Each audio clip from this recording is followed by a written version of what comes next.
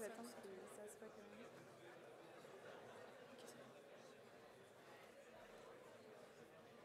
Monsieur Jancovici, chères étudiantes et étudiants, membres de l'administration, invités extérieurs, c'est un plaisir de vous voir aussi nombreux ce soir pour la conférence inaugurale de la Earth Week 2020 d'HEC Paris. Monsieur Jean-Marc Jancovici, c'est un honneur de vous recevoir sur notre campus que vous avez vaillamment rejoint à vélo ce soir. Merci d'avoir accepté notre invitation. Au nom de toute l'équipe d'HEC Débat, j'aimerais d'abord féliciter l'équipe d'Esper pour leur travail et vous remercier d'avoir proposé d'organiser cette conférence en collaboration avec vous. Merci également à nos sponsors, le cabinet d'audit et de conseil Mazars, le Journal des grandes écoles et le Figaro Économie. Enfin, je vous rappelle qu'il y aura un buffet à l'issue de cette conférence qui a été spécialement préparé par l'association La Sauce et qui sera également une opportunité pour vous de prolonger les échanges avec M. Jancovici. Sans plus attendre, je laisse la parole aux équipes d'Esper et je vous souhaite à tous une très bonne conférence.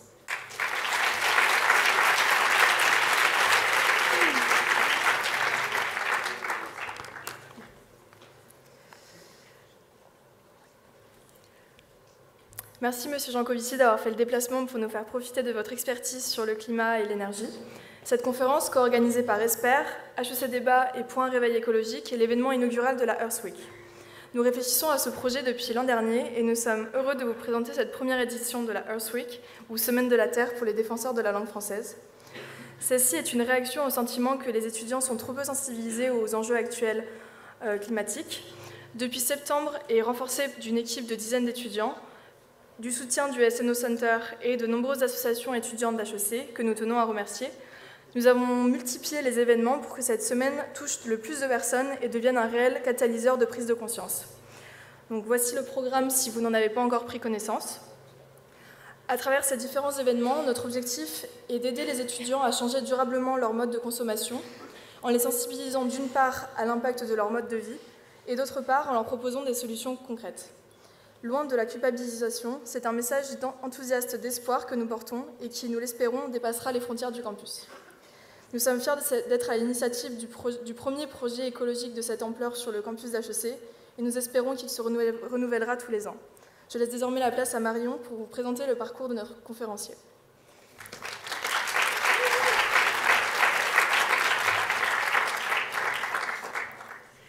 Les signaux alarmistes concernant la finitude des ressources s'accumulent, les débats économiques entre croissance verte et décroissance pullulent, et l'espace médiatique est encombré par l'énième anecdote du journaliste revenu à la Terre, la tribune du politique climato-négationniste et l'inévitable article sur les ours polaires. Au milieu de cette cacophonie, il reste des certitudes. Nous sommes convaincus que nous courons vers une catastrophe environnementale et sociale, dont nous observons déjà les conséquences. Nous sommes pourtant conscients de ces causes. Un système économique qui n'intègre pas la finitude des ressources de la planète et des comportements individuels nuisibles au centre desquels se trouve la surconsommation et le gaspillage. L'urgence écologique est là. Et c'est la raison pour laquelle vous, Monsieur Jean-Marc Jancovici, polytechnicien de formation, vous êtes engagé dans les questions climatiques et énergétiques dès la fin des années 1990. Scientiste pro-nucléaire pour les uns, dangereux décroissant néo-malthusien pour les autres, votre parole ne laisse personne indifférent. Et autant l'avouer, votre parole est assez déprimante, voire franchement noire. Vous partez du constat que l'économie entière des pays occidentaux est basée sur une énergie abondante et à bas prix. Il s'agit pour une majeure partie d'énergie fossile, présente en quantité limitée et précipitant le dérèglement climatique. Il s'ensuit alors de grandes perturbations à prévoir à l'échelle mondiale, événements climatiques extrêmes, stress hydrique, pénurie alimentaire, déplacement de population, révolte sociale. Doit-on alors vous disqualifier à force de catastrophisme? Absolument pas. Vous n'êtes pas réductible à une Cassandre médiatique. Co-inventeur du bilan carbone, l'outil d'évaluation de la contribution à l'effet de serre et de la dépendance aux combustibles fossiles, vous avez cofondé en 2007 avec M. Alain Grandjean Carbone 4, le premier cabinet de conseil en stratégie carbone. Et votre engagement ne s'arrête pas là. En 2010, vous fondez et présidez le Shift Project, think tank tentant de répondre à la double contrainte du carbone, à savoir le changement climatique et la raréfaction des ressources énergétiques fossiles. Vous vous escrimez à vouloir infléchir la direction que nous prenons. Vous préconisez à la France de se lancer de manière résolue, massive et ordonnée dans la reconstruction de son économie vieillissante, via une véritable transition énergétique, des transports efficaces et une décarbonisation de l'industrie, afin d'embarquer l'Europe et le reste du monde dans cette lutte par effet de mimétisme. On vous accusera dès lors bien volontiers d'être utopiste. Mais qui, aujourd'hui, est le véritable utopiste? Celui qui appelle à changer de trajectoire au plus tôt, en affirmant que la situation actuelle est chaque jour plus insoutenable, ou celui qui affirme que tout peut continuer comme avant. Le changement est inéluctable, et ceux qui se refusent à le voir aujourd'hui seront contraints dans 20 ans de le subir. Il s'agit dès lors de sortir de notre approche purement mercantiliste et de ne pas oublier l'interdépendance et la coévolution entre les sociétés humaines et les écosystèmes. Il s'agit de réinventer notre système pour qu'il soit économiquement viable et écologiquement soutenable. Un tonnerre d'applaudissements pour M. Jean-Marc Jancovici.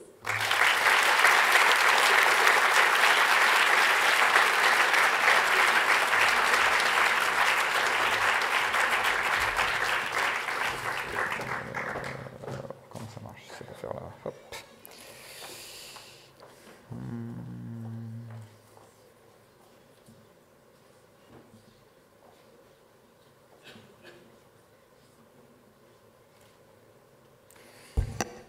Bon, c'est gentil d'avoir invité un voisin. Je ne sais pas si c'est être... je ne sais pas si on est coupable de délit d'initié quand on investit dans un fabricant d'antidépresseurs avant d'aller faire des conférences. Voilà, je suis sûr qu'il y a un juriste dans la salle qui pourra peut-être me dire ça. Donc, il faut que je vous déprime. Eh bien, déprimons-vous. Non, je vais essayer très rapidement En fait, vous êtes indéprimable, c'est parce que vous savez qu'on est jeune tant qu'on est éternel et invincible, enfin tant qu'on se sent éternel et invincible, et donc normalement, à votre âge, vous n'êtes pas déprimable. Je vais vous raconter 2-3 petits trucs. En fait, vous allez même être très joyeux, parce que si vous comprenez bien ce que je vais vous raconter, il y en a une partie d'entre vous qui se sentiront tout à fait décontractés à l'idée de ne pas aller en cours d'économie. Donc je suis sûr que vous me remercierez chaudement après ça. La base de ce que je vais vous raconter, la voici.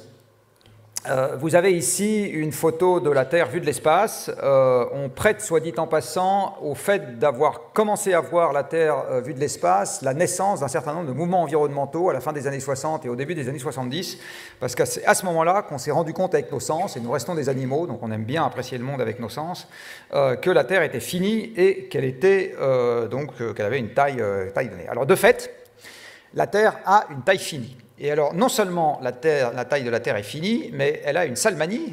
La taille de la Terre, c'est qu'elle ne varie pas au cours du temps. Il y a quelques siècles, la Terre faisait 13 000 km de diamètre, puis aujourd'hui, c'est encore le cas. Et puis, dans 2 siècles, elle fera toujours désespérément 13 000 km de diamètre. Aucun entrepreneur génial, issu des grandes affiches qui traînent dans le couloir, là, ne va arriver avec une pompe à vélo, gonfler un peu le diamètre de la Terre pour qu'on puisse... voilà, ne marchera pas. Il va falloir qu'on fasse avec. Alors, elle a une caractéristique, cette Terre de 13 000 km de diamètre, qu'on ne vous enseigne peut-être pas suffisamment en cours d'économie, qui est qu'elle est gratuite. En fait, tout ce qui est strictement indispensable à la vie, et au fait en particulier qu'on ait un système économique, est totalement gratuit. Alors, je vais prendre une des caractéristiques de la Terre, c'est qu'elle a une atmosphère. Cette atmosphère comporte 20% d'oxygène.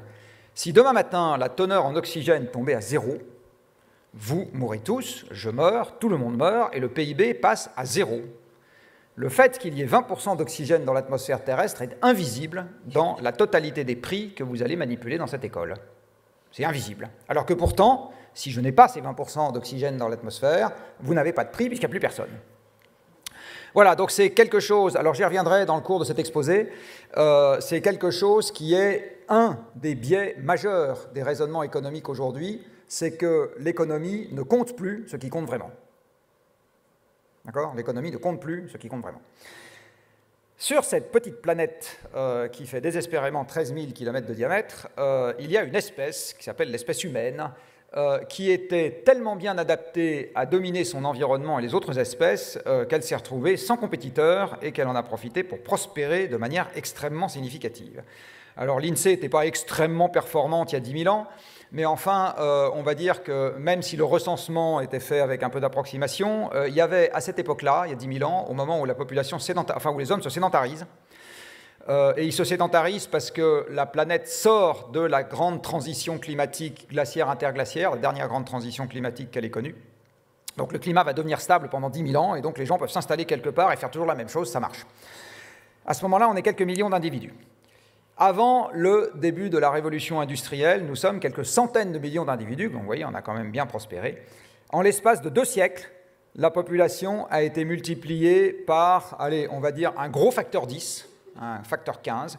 Alors pour ceux d'entre vous qui ne sont pas totalement allergiques aux maths, quand vous voyez cette courbe, on est au-delà de l'exponentielle, hein, on est plus proche de l'hyperbole. Hein, vous voyez, c'est vraiment bon. Et on se dit raisonnablement, quand on voit ce truc-là, que ce n'est pas complètement sûr que ça va durer pendant la nuit des temps, qu'on va rester à 8 millions. Dans le même temps, les hommes se sont mis à utiliser de plus en plus d'énergie. Vous avez ici la quantité d'énergie qui est mobilisée par personne sur Terre, donc c'est une moyenne mondiale, hors bois, j'ai évacué le bois dans cette affaire, donc c'est toutes les énergies commerciales modernes, on va dire, depuis 1860.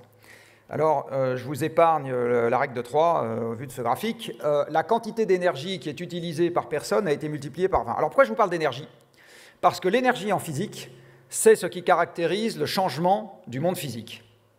L'énergie, en fait, c'est une grandeur qui a été inventée par les physiciens pour quantifier, et je dis bien quantifier, donc il y a des nombres derrière, la quantité de changement que vous introduisez dans un système. Plus il y a d'énergie qui entre en jeu dans une réaction, plus le système se transforme. C'est ça l'idée. Ce qui veut dire que l'énergie mobilisée par les hommes, et je vais y revenir juste après, c'est le marqueur de la transformation de l'environnement par personne. Plus une personne consomme d'énergie, plus elle transforme son environnement, et donc plus, au premier ordre, elle a d'effets indésirables liés à cette transformation, et aussi d'effets bénéfiques liés à cette transformation. Vous avez les deux.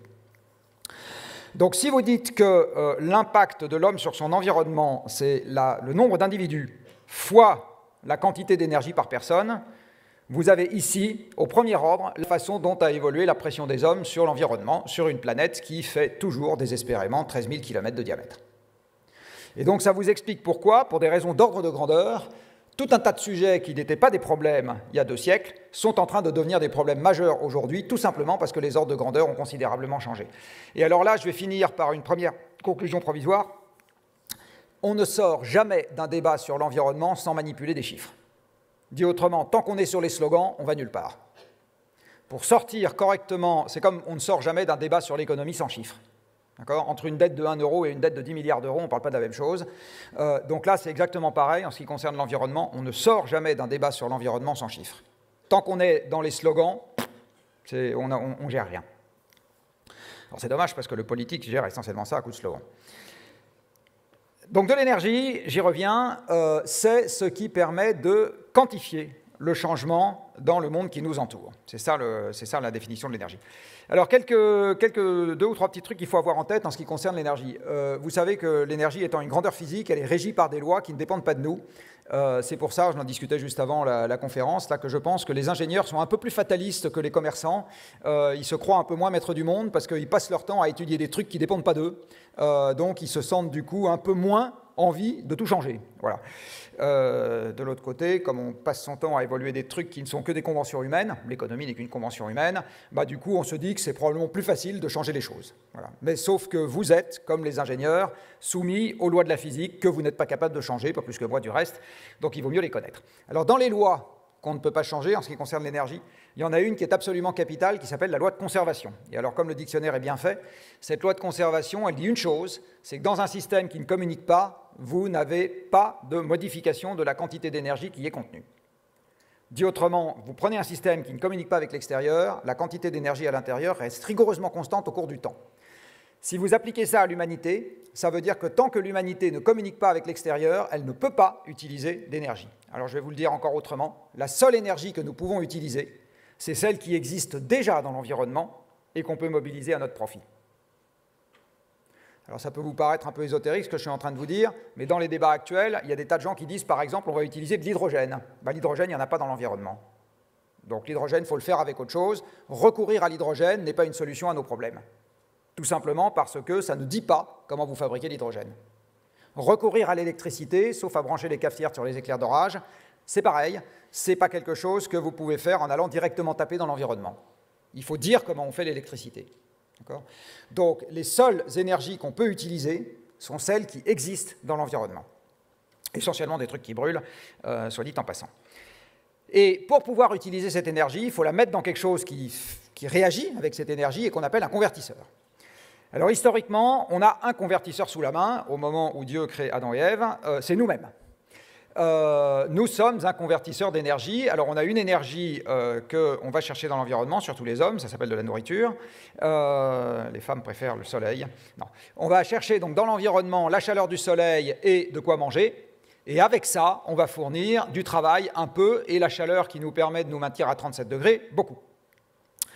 Et puis avec le temps, comme on est des animaux intelligents, on s'est dit on doit pouvoir faire un peu mieux que ça, et on s'est mis à se dire qu'on pouvait mobiliser à notre profit d'autres convertisseurs qui nous ressemblent, des convertisseurs biologiques. C'est la domestication des animaux et l'esclavage. Donc les convertisseurs supplémentaires qu'un homme peut avoir à sa disposition dans les temps très anciens, eh bien c'est des animaux ou ses semblables qu'il a réduits en esclavage. Arrive ensuite un temps dans l'histoire où les hommes se disent on doit pouvoir encore exploiter d'autres trucs, et à ce moment c'est l'essor des énergies renouvelables. On commence à exploiter le vent avec la marine et les moulins, on exploite l'eau avec les moulins, on exploite voilà, essentiellement ces deux trucs-là. Et puis il y a 2 siècles, il y a encore d'autres personnes qui découvrent qu'on peut utiliser des convertisseurs faits de métal qui s'appellent des moteurs. Alors, ces premiers moteurs, c'est des machines à vapeur. Ensuite, on a inventé les moteurs à combustion interne. Dans les 2 cas de figure, c'est des machines faites de métal. Et elles sont capables de mobiliser une énergie que vous n'êtes pas capable d'utiliser en direct, parce que personne dans cette salle n'a bu du pétrole, ou en tout cas pas en trouvant ça très bon. Et c'est les combustibles fossiles. Donc pour avoir été capable d'utiliser les combustibles fossiles, il a fallu non seulement qu'on ait ces combustibles, qu'on les trouve, etc., mais qu'on ait également les convertisseurs qui permettent de s'en servir. Donc là, vous avez très résumé l'histoire des hommes et de l'énergie. Donc la transition énergétique, ça fait 500 000 ans qu'on en fait, hein, enfin 100 000 ans qu'on en fait chez les hommes. Par contre, quelque chose qu'il faut avoir en tête dès maintenant, c'est que quand vous utilisez de l'énergie, en fait, ce que vous utilisez, ce n'est pas de l'énergie, c'est une machine. Donc, c'est un convertisseur, donc aujourd'hui une machine. Donc, utiliser de plus en plus d'énergie, en pratique, ça veut dire avoir de plus en plus de machines à son service. C'est ça que ça veut dire. Hein. L'énergie, ce n'est pas pour la beauté de l'énergie qu'on en utilise. On s'en fiche complètement pour la beauté de l'énergie. Ce qui est important, c'est le fait que ça permet de mettre en route des esclaves des temps modernes, c'est-à-dire des machines. Alors, comme on trouve ça très sympa, de l'énergie, on en utilise de plus en plus. Vous avez ici la quantité totale d'énergie mobilisée par les hommes depuis 1 siècle et demi. Soit dit en passant, vous voyez un truc intéressant, c'est que toutes les énergies depuis 1 siècle et demi s'empilent les unes sur les autres. Il n'y a jamais eu de substitution à large échelle d'une énergie par une autre. Et aujourd'hui, les éoliennes ne remplacent rien du tout, elles se rajoutent sur le reste. Il n'y a pas de substitution à l'échelle mondiale. Quelque chose qu'il faut avoir en tête également, c'est que le monde renouvelable, qui en ce moment est dans tous les esprits en disant « Ah, ça serait quand même vachement bien si on y allait, etc. », c'est celui dont on sort, en fait. Ce n'est pas celui vers lequel on va. Enfin, on y retournera peut-être, mais c'est surtout celui dont on sort. Alors, quelques exemples. Vous avez ici un bateau d'il y a quelques siècles, et vous voyez, c'est un bateau 100% renouvelable. Enfin non, il y a 3 ferrures, mais à part ça, il est 100% renouvelable. Il a des voiles en coton ou en lin renouvelables, montés sur des mâts en bois renouvelables, sur une coque en bois renouvelable, avec des marins tout à fait renouvelables, qui mangent pas assez de citron renouvelable, donc ils attrapent le scorbut. Et on s'est dit, c'est quand même vachement mieux. Pour faire venir tout un tas de trucs très sympathiques de l'autre côté de la Terre, d'avoir une marine fossile, ça marche mieux, donc on va fossiliser la marine. Vous avez ici des transports terrestres parfaitement renouvelables, donc avec un cheval qui mange de l'herbe renouvelable, le cheval aussi est renouvelable, tirant une charrette en bois renouvelable, etc. Et on s'est dit, non, quand même, pour avoir des transports qui coûtent pas cher et qui permettent de transporter des tas de trucs, c'est quand même vachement mieux de fossiliser les transports. Fossilisons les transports. Vous avez ici une agriculture renouvelable avec des tracteurs renouvelables, ça s'appelle des animaux de trait, tirant une charrue renouvelable, etc., mangeant de l'herbe renouvelable. Et on s'est dit, non, quand même, pour avoir le panini pour pas cher, là, juste devant, c'est quand même vachement mieux d'avoir un tracteur fossile. Ça coûte beaucoup moins cher. Effectivement, ça coûte beaucoup moins cher. Voici des travaux publics renouvelables avec lesquels on ne pouvait pas faire des ronds-points, c'est un truc essentiel. Et voilà de quoi faire des ronds-points pour pas cher, beaucoup plus efficace. Nous avions de la construction renouvelable avec des ouvriers mangeant de la nourriture renouvelable et avançant fouettés par un fouet renouvelable, comme dans Astérix et Cléopâtre. Et on s'est dit que c'était quand même vachement mieux pour faire les grands cornichons à la Défense, là, d'avoir de la construction fossile, que ça allait beaucoup plus vite. Nous avions une industrie renouvelable avec des moulins à eau, parfois à vent, mais souvent à eau, renouvelables, faits en bois, etc. Et on s'est dit que pour faire les millions et les dizaines de millions de produits que nous avons aujourd'hui à notre disposition, c'est quand même vachement mieux d'avoir de l'industrie fossile. Et il fut un temps également où on laissait les récoltes sécher au soleil renouvelable, et maintenant les récoltes, on les sèche dans des séchoirs à gaz, et c'est quand même vachement mieux. Donc ça fait 2 siècles que nous passons notre temps à aller des énergies renouvelables vers les énergies fossiles. Alors, ou bien nos ancêtres sont des crétins malfaisants patentés, ou bien ils ont fait ça pour une très bonne raison, et c'est justement le défi de notre temps, parce qu'ils ont fait ça pour une très bonne raison, c'est que les énergies fossiles sont physiquement, intrinsèquement très supérieures aux énergies renouvelables. Ça permet de tout faire beaucoup plus vite pour beaucoup moins cher. Et donc, de passer aux énergies renouvelables, ça contractera globalement le système économique.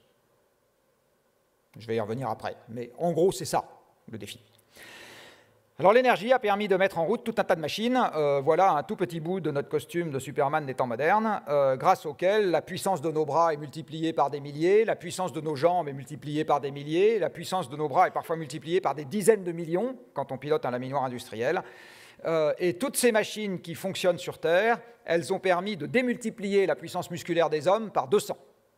Dit autrement, aujourd'hui, dans les fonctions de production que vous étudiez, ce n'est pas les hommes qui comptent, et ce n'est pas la générosité des banquiers qui compte, c'est les machines.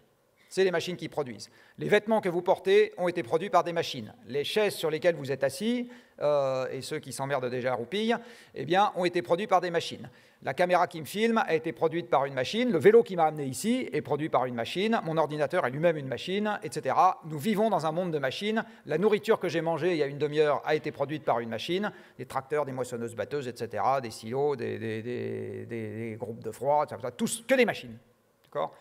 C'est les machines qui produisent aujourd'hui. Ce n'est pas vous, ce n'est pas moi, et ce n'est même pas les ouvriers. Les gens sont là pour donner des ordres aux machines. Mais ce qui produit, c'est les machines. Sauf que, cet homme-là, que vous connaissez peut-être, il y a 2 siècles, il a dit « les machines, ça compte pas », et du reste, les ressources naturelles, ça compte pas, tout simplement parce qu'il y a 2 siècles, il n'y a pas de machines, et les ressources naturelles ne sont pas un facteur limitant. Ce qui est limitant il y a 2 siècles, c'est la quantité de gens au travail et le capital humain. Et donc, au moment où l'économie que vous êtes en train d'apprendre aujourd'hui a été faite il y a 2 siècles et n'a pas changé depuis, on dit dans l'économie, il y a 2 facteurs limitants et 2 seulement, donc c'est le capital humain et le travail humain, et le reste, on s'en fout.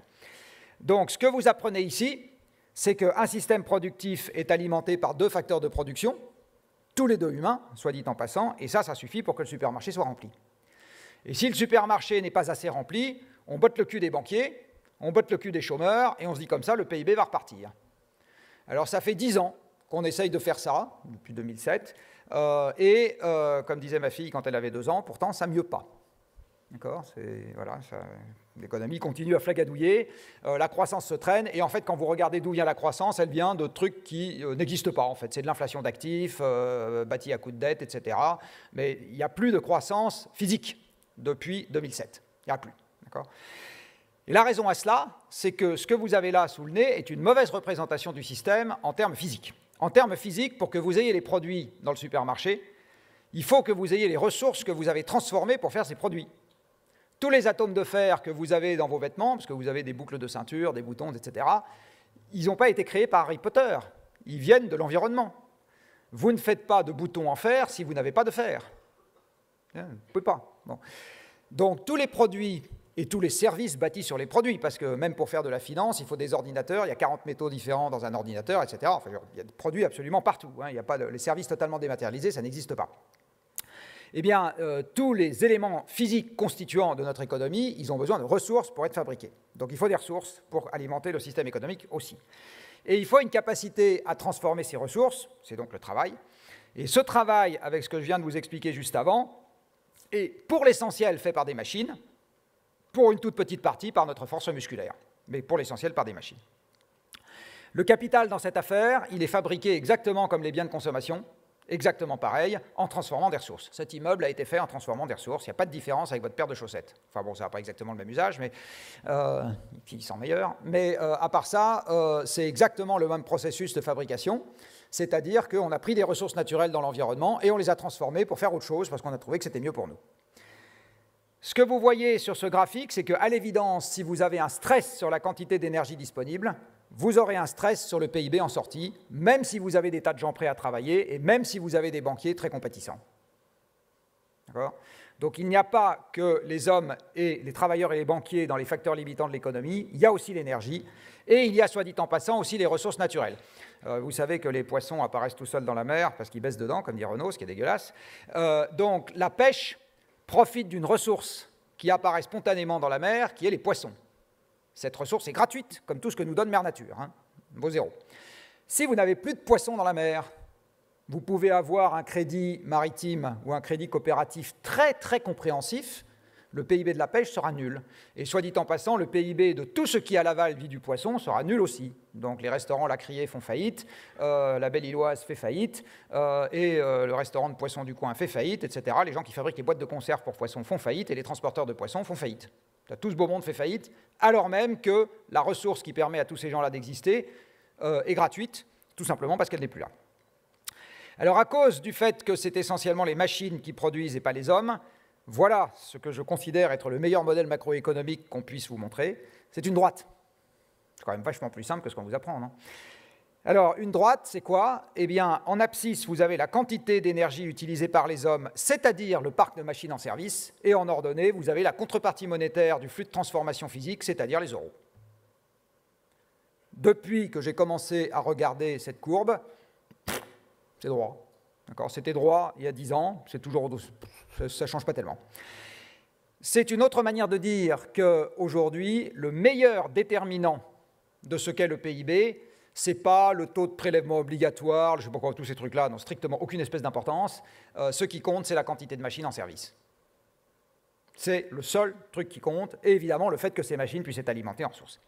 Et comme l'essentiel de l'énergie qu'on utilise sur Terre est fossile, voici le drame des négociateurs climat, c'est que le PIB est aussi, au premier ordre, une fonction linéaire des émissions de CO2.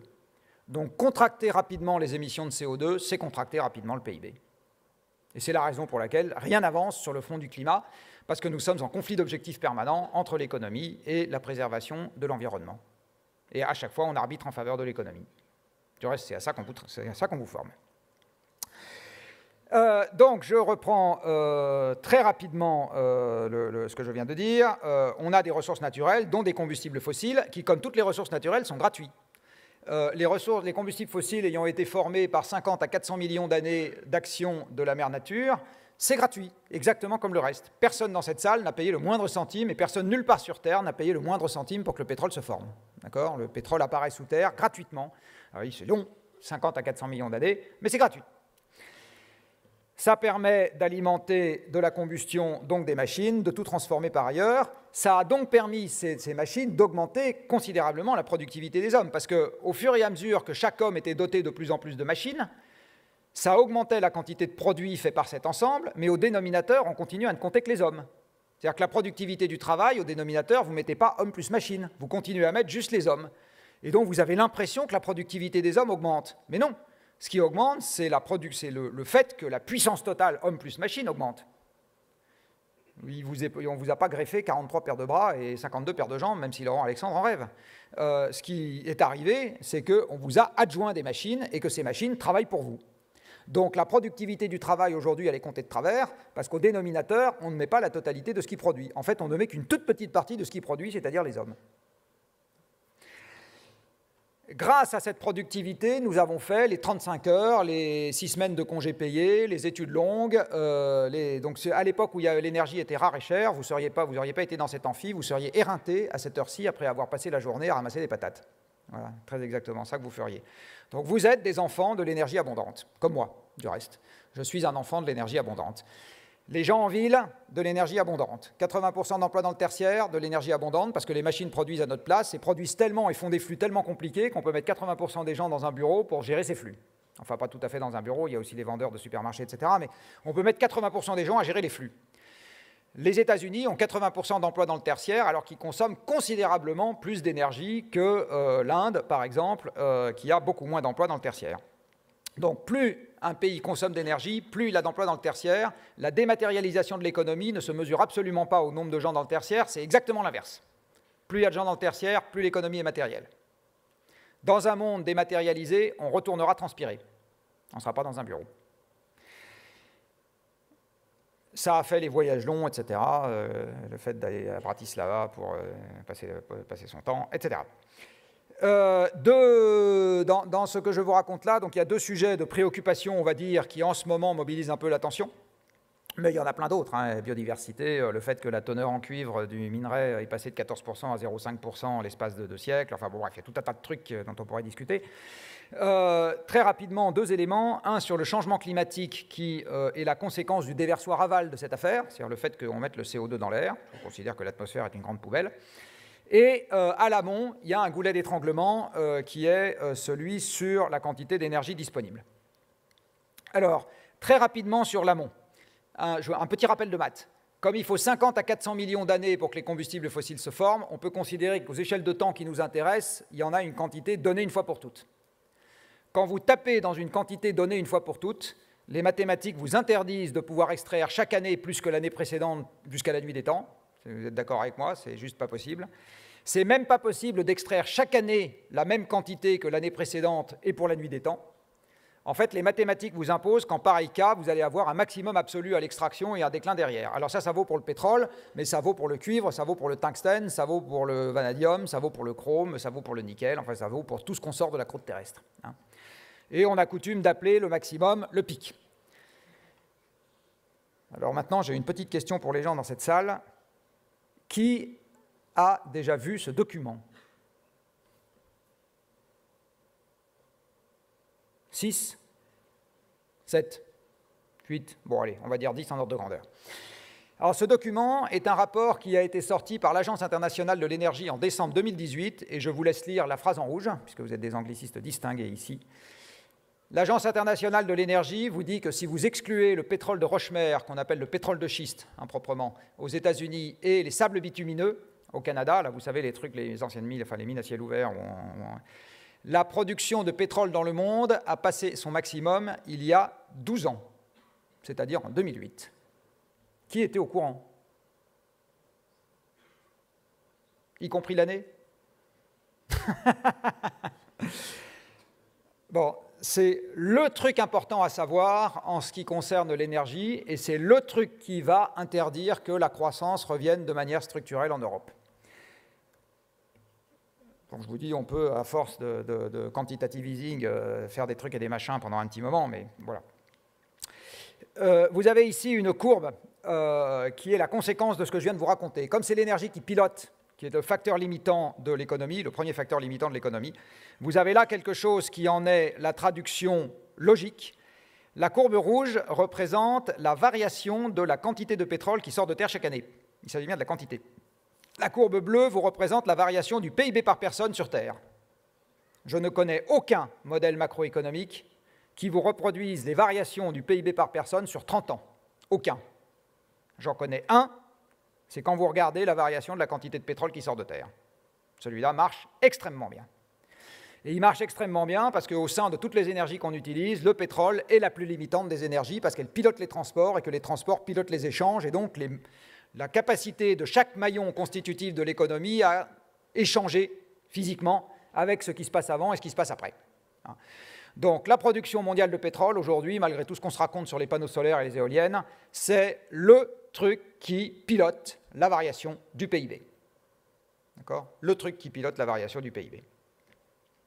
Là-dedans, vous constaterez que les charges sociales ont changé, les taux de prélèvement obligatoires ont changé, etc. Mais par contre, ce qui n'a pas changé, c'est la variation du PIB par personne suit très exactement la variation de la quantité de pétrole disponible par personne. Et vous voyez, quand il y a un décalage, c'est le pétrole qui varie avant le PIB.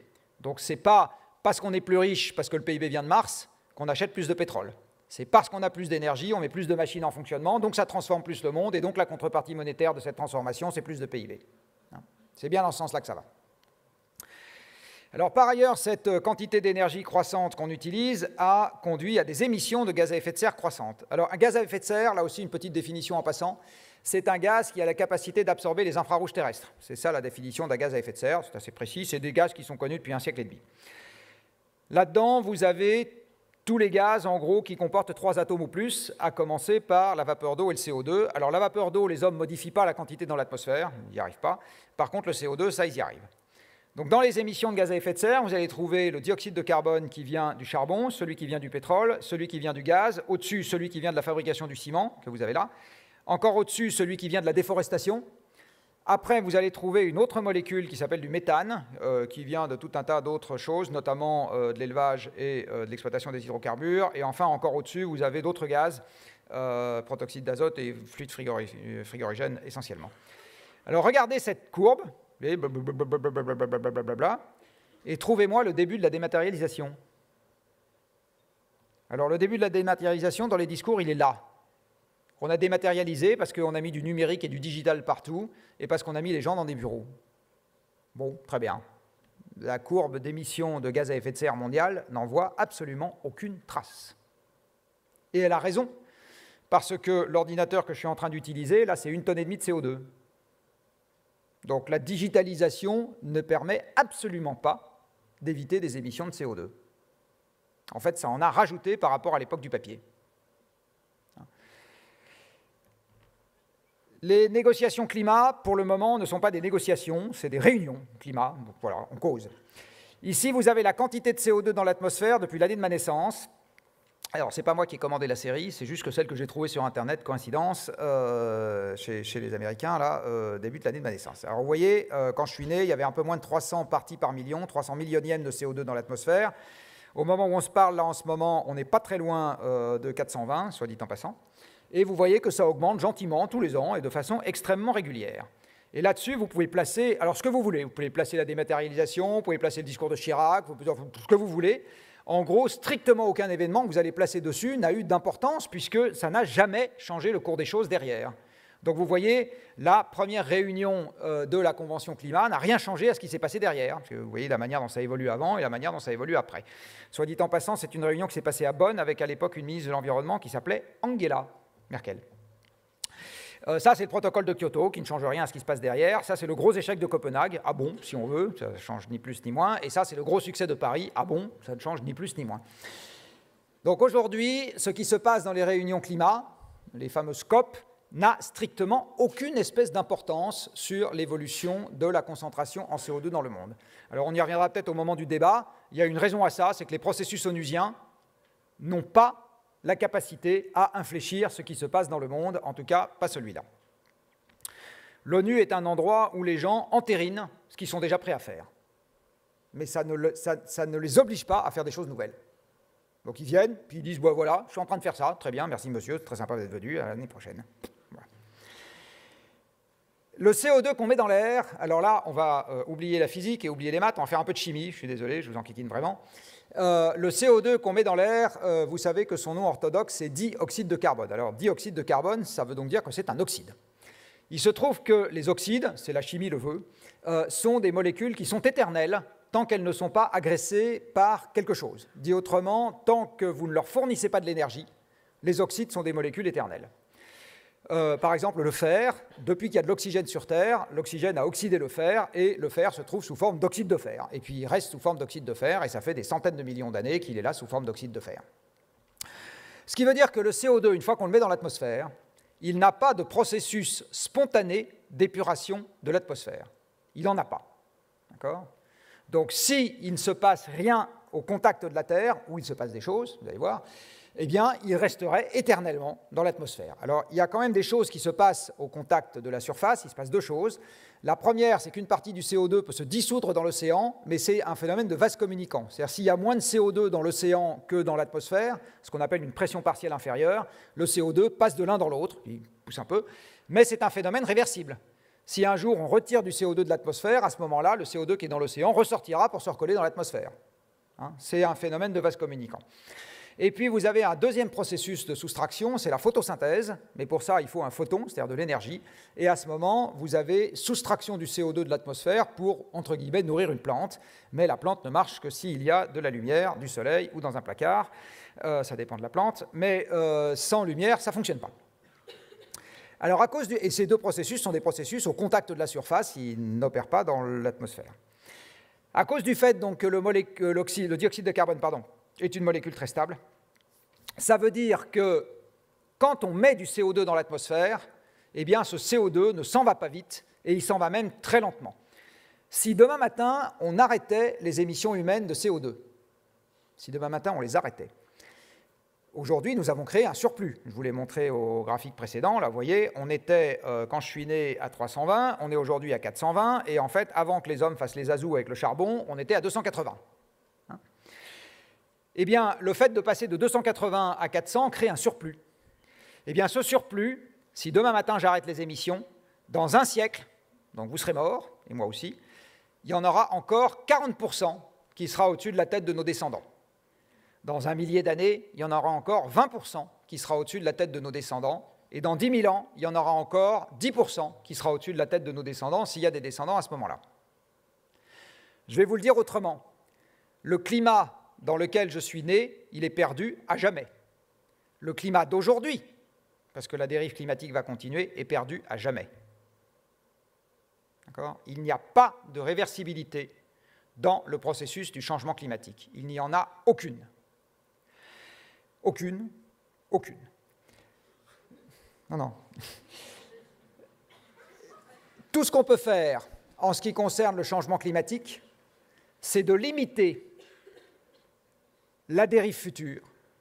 Mais de toute façon, à quelques moments qu'on commence à agir, on est incapable de remettre en état le système climatique dans l'état dans lequel on l'a trouvé en entrant, comme dans les toilettes, là. On ne peut plus. C'est terminé. Ce que vous voyez à ce moment également sur ces graphiques, c'est que tout ça se gère, ou plus exactement, concerne des pas de temps qui sont extrêmement longs, alors que nous avons tout fait dans le monde qui nous entoure pour gérer la société sur des pas de temps extrêmement courts. Alors, vous rigolez avec Macron, mais vous êtes en train d'apprendre à faire des comptes trimestriels et du trading en continu, c'est bien pire. C'est bien pire. Ça, pour raccourcir les échéances de temps, on ne peut pas faire mieux. Une société cotée en bourse, sa stratégie de long terme, c'est 3 ans les bonnes années, 6 mois les mauvaises.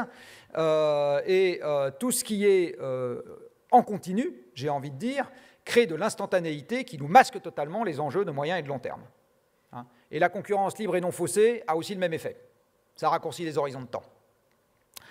Donc on a un vrai problème, on a organisé toute la société comme si le monde était infini, et soit dit en passant, une bonne partie de ce qu'on fait aujourd'hui en France, on a copié les Américains qui vivent effectivement dans un pays qui se rapproche un peu plus de l'infini que le nôtre, et on a énormément de mécanismes et de schémas mentaux à revoir dans cette affaire, parce qu'ils ne sont absolument pas adaptés aux défis de demain. Pour vous montrer à quel point le défi de demain n'est pas un tout petit défi, donc maintenant je vais vous montrer très très rapidement de quoi on parle quand on parle de quelques degrés de variation. Vous avez ici les écosystèmes qui étaient installés en Europe à la fin du XXe siècle. Alors depuis le temps je montre cette carte, je l'ai laissée actuelle, mais en fait ce n'est pas actuel, c'est déjà passé.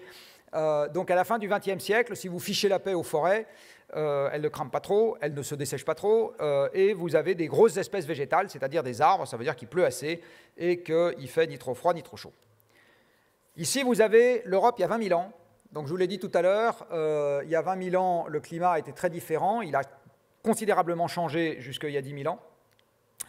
Et l'Europe, il y a 20 000 ans, est au cœur de la dernière ère glaciaire. Donc, il fait plus froid que maintenant. Une glaciaire, le dictionnaire est bien fait aussi, c'est qu'il fait plus froid.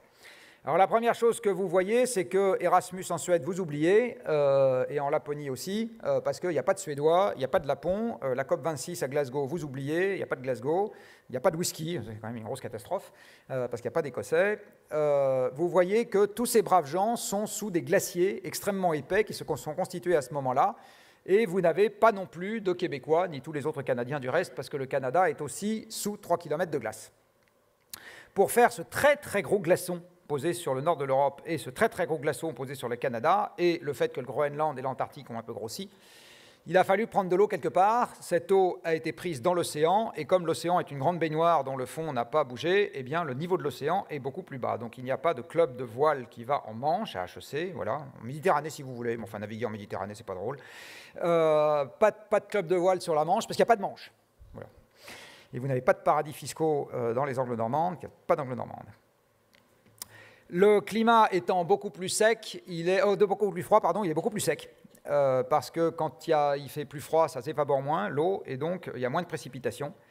Et dans ce climat sec et froid, eh bien, vous voyez, vous n'avez pas beaucoup de Français, puisque la totalité de la population française, que l'on peut nourrir avec des érelles et des mammouths, représente les effectifs salariés d'une petite multinationale, enfin, ou d'une moyenne multinationale, on va dire.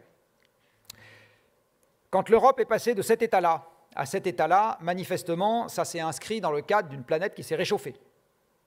C'est pas refroidi à ce moment-là. Le réchauffement planétaire qui a piloté cette évolution pour le continent européen, c'est 5 degrés en 5 à 10 000 ans.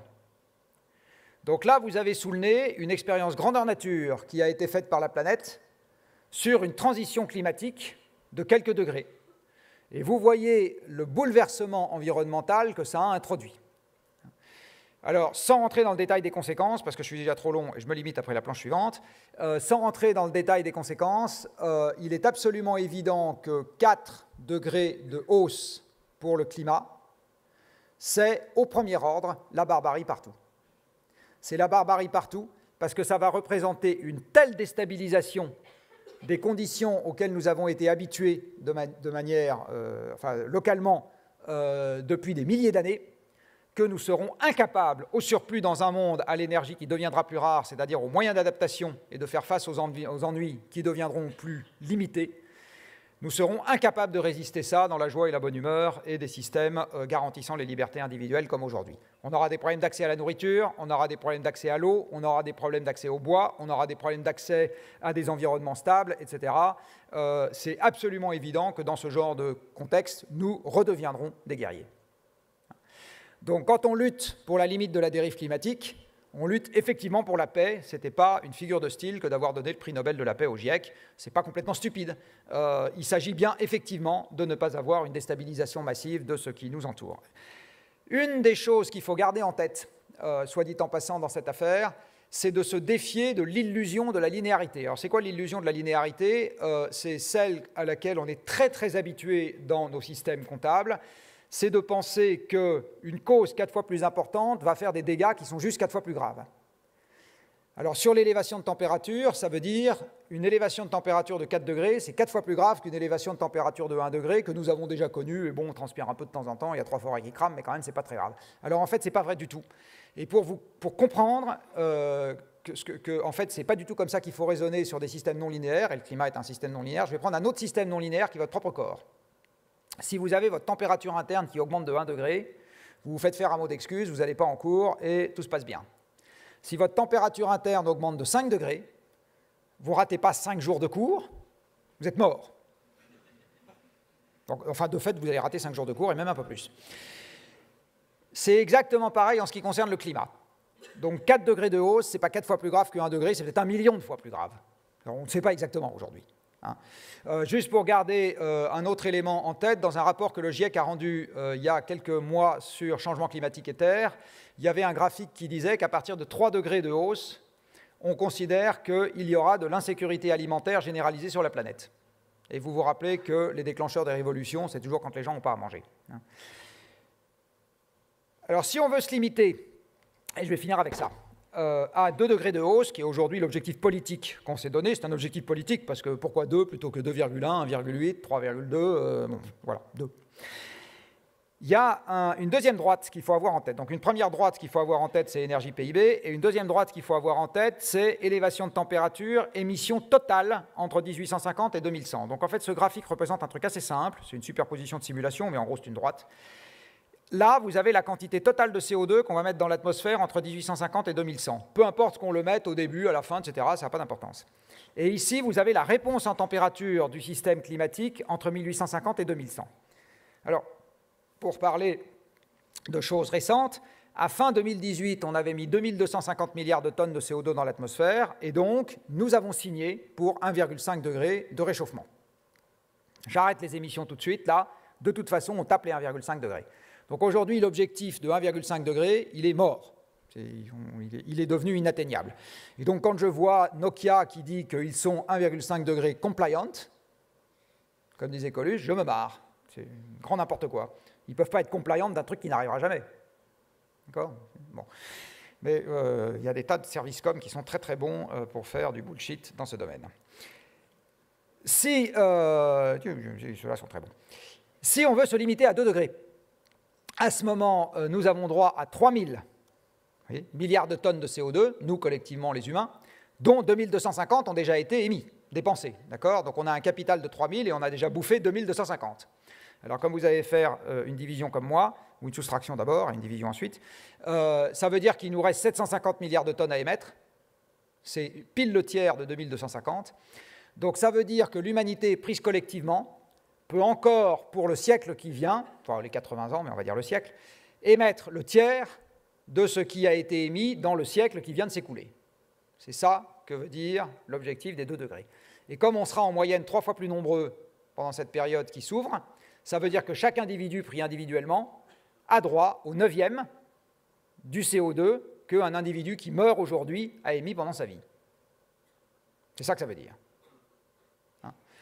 Donc en gros, les enfants qui naissent aujourd'hui ont le droit au 9e de ce à quoi ont eu droit leurs grands-parents qui meurent aujourd'hui. C'est ça les 2 degrés. Si je le dis en termes de dynamique, ça veut dire que d'ici à ce que vous ayez mon âge, il faut que les émissions planétaires soient divisées par 3. Alors comme Excel sait faire les intérêts composés, puis qu'il y a des futurs banquiers dans cette salle qui sauront faire ça très bien aussi, une division par 3 en 30 ans, c'est en gros 4% de baisse par an. Donc ça veut dire qu'un monde qui est 2 degrés, et donc une société qui est 2 degrés, est un monde qui est capable de s'organiser pour que les émissions de CO2 baissent de 4% par an à partir de demain matin. Et une société qui est 2 degrés, parce qu'il y a des tas de sociétés qui se revendiquent d'être 2 degrés, est une société qui est capable de survivre économiquement dans ce monde-là sous la forme sous laquelle elle est organisée aujourd'hui. A priori, il y en a très exactement dans le monde 0. C'est-à-dire qu'il n'y a pas une société aujourd'hui qui est capable de survivre, de faire exactement le même chiffre d'affaires et le même résultat dans un monde dans lequel les émissions se mettent à baisser de 4% par an. C'est évident que non. Voilà, j'ai été un peu long, et alors maintenant, je crois qu'il faut qu'on passe aux questions, c'est ça ? On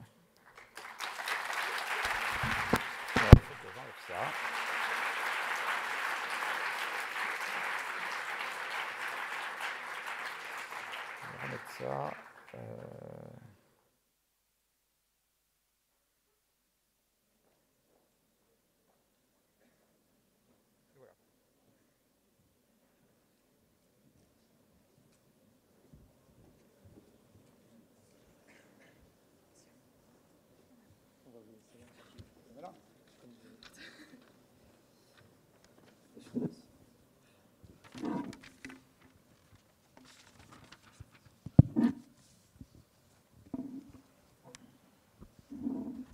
Merci, Monsieur Jancovici, pour votre présentation.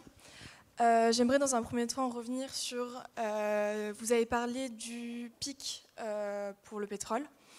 En particulier, j'aimerais demander si une décarbonisation de l'énergie de grande ampleur est envisageable d'ici 2050. En particulier, il y a la question des énergies renouvelables. Sont-elles une réelle solution ? Et également, le nucléaire, dans sa forme actuelle, est-il durable ? Alors sur les énergies renouvelables, ce que j'ai montré tout à l'heure, c'est qu'en fait, c'est les énergies dont on sort. Historiquement, les hommes ont utilisé du bois, la force de l'eau, la force du vent. Et le fait qu'on se soit mis à utiliser des énergies fossiles, on l'a fait parce que ça permettait d'avoir de beaucoup plus grandes quantités beaucoup plus de puissance, c'est-à-dire beaucoup d'énergie en peu de temps, ce que les énergies renouvelables diffuses, en particulier le vent et le soleil, ne permettaient pas d'avoir. Aujourd'hui, rebasculer sur les énergies renouvelables est possible pour quelques happy few dans le monde. Alors si vous êtes norvégien, que vous êtes 4,5 millions d'habitants sur un territoire qui doit faire le tiers de la France à peu près, essentiellement montagneux, vous pouvez rêver de consommer 4 fois l'électricité d'un Français et en plus qu'elle soit 100% ENR. Il n'y a strictement aucun problème. Mais ils sont 4,5 millions. Si vous êtes belge, c'est plus compliqué, parce que la quantité de montagne dans le plat pays de M. Brel est un peu limitée, et donc pour faire des barrages, ce n'est pas simple. Si vous voulez faire appel au vent, il faut des grandes surfaces, parce qu'il faut brasser, sans mauvais jeu de mots, de grandes quantités d'air. Par ailleurs, il faut de très grandes quantités de métal. Il faut de 50... Non, pas tout à fait, oui, c'est ça. Il faut quelques dizaines de fois plus de métal par kilowattheure produit quand vous utilisez des éoliennes que quand vous utilisez des dispositifs centralisés, qu'ils soient à gaz, à charbon ou nucléaire. Donc quand vous voulez repasser aux énergies renouvelables, vous allez buter soit sur un problème d'utilisation des sols. Pour avoir des grandes quantités de bois, il faut avoir des grandes quantités de forêts, et donc un pays avec beaucoup de forêts et peu d'habitants. Donc ça c'est le cas de la Suède par exemple. La Suède c'est 9 millions d'habitants sur 350 000 km², c'est-à-dire les 2/3 du territoire français, et 70% de forêts sur ce territoire. Donc eux, ils peuvent effectivement faire tourner leur industrie à la biomasse, se chauffer à la biomasse, ça ne pose pas de problème. À nouveau, quand vous êtes en Belgique, pays dense, une toute petite forêt, vous oubliez, ça ne marche pas. Donc la biomasse demande beaucoup d'espace, l'hydroélectricité demande beaucoup de montagnes, le vent est une énergie extrêmement diffuse, donc collecter l'énergie du vent demande énormément de moyens matériels, des métaux, du béton, etc. Et le soleil, c'est exactement pareil, c'est une énergie très diffuse, donc collecter beaucoup d'énergie du soleil, ça demande beaucoup de métaux, beaucoup d'espace, etc.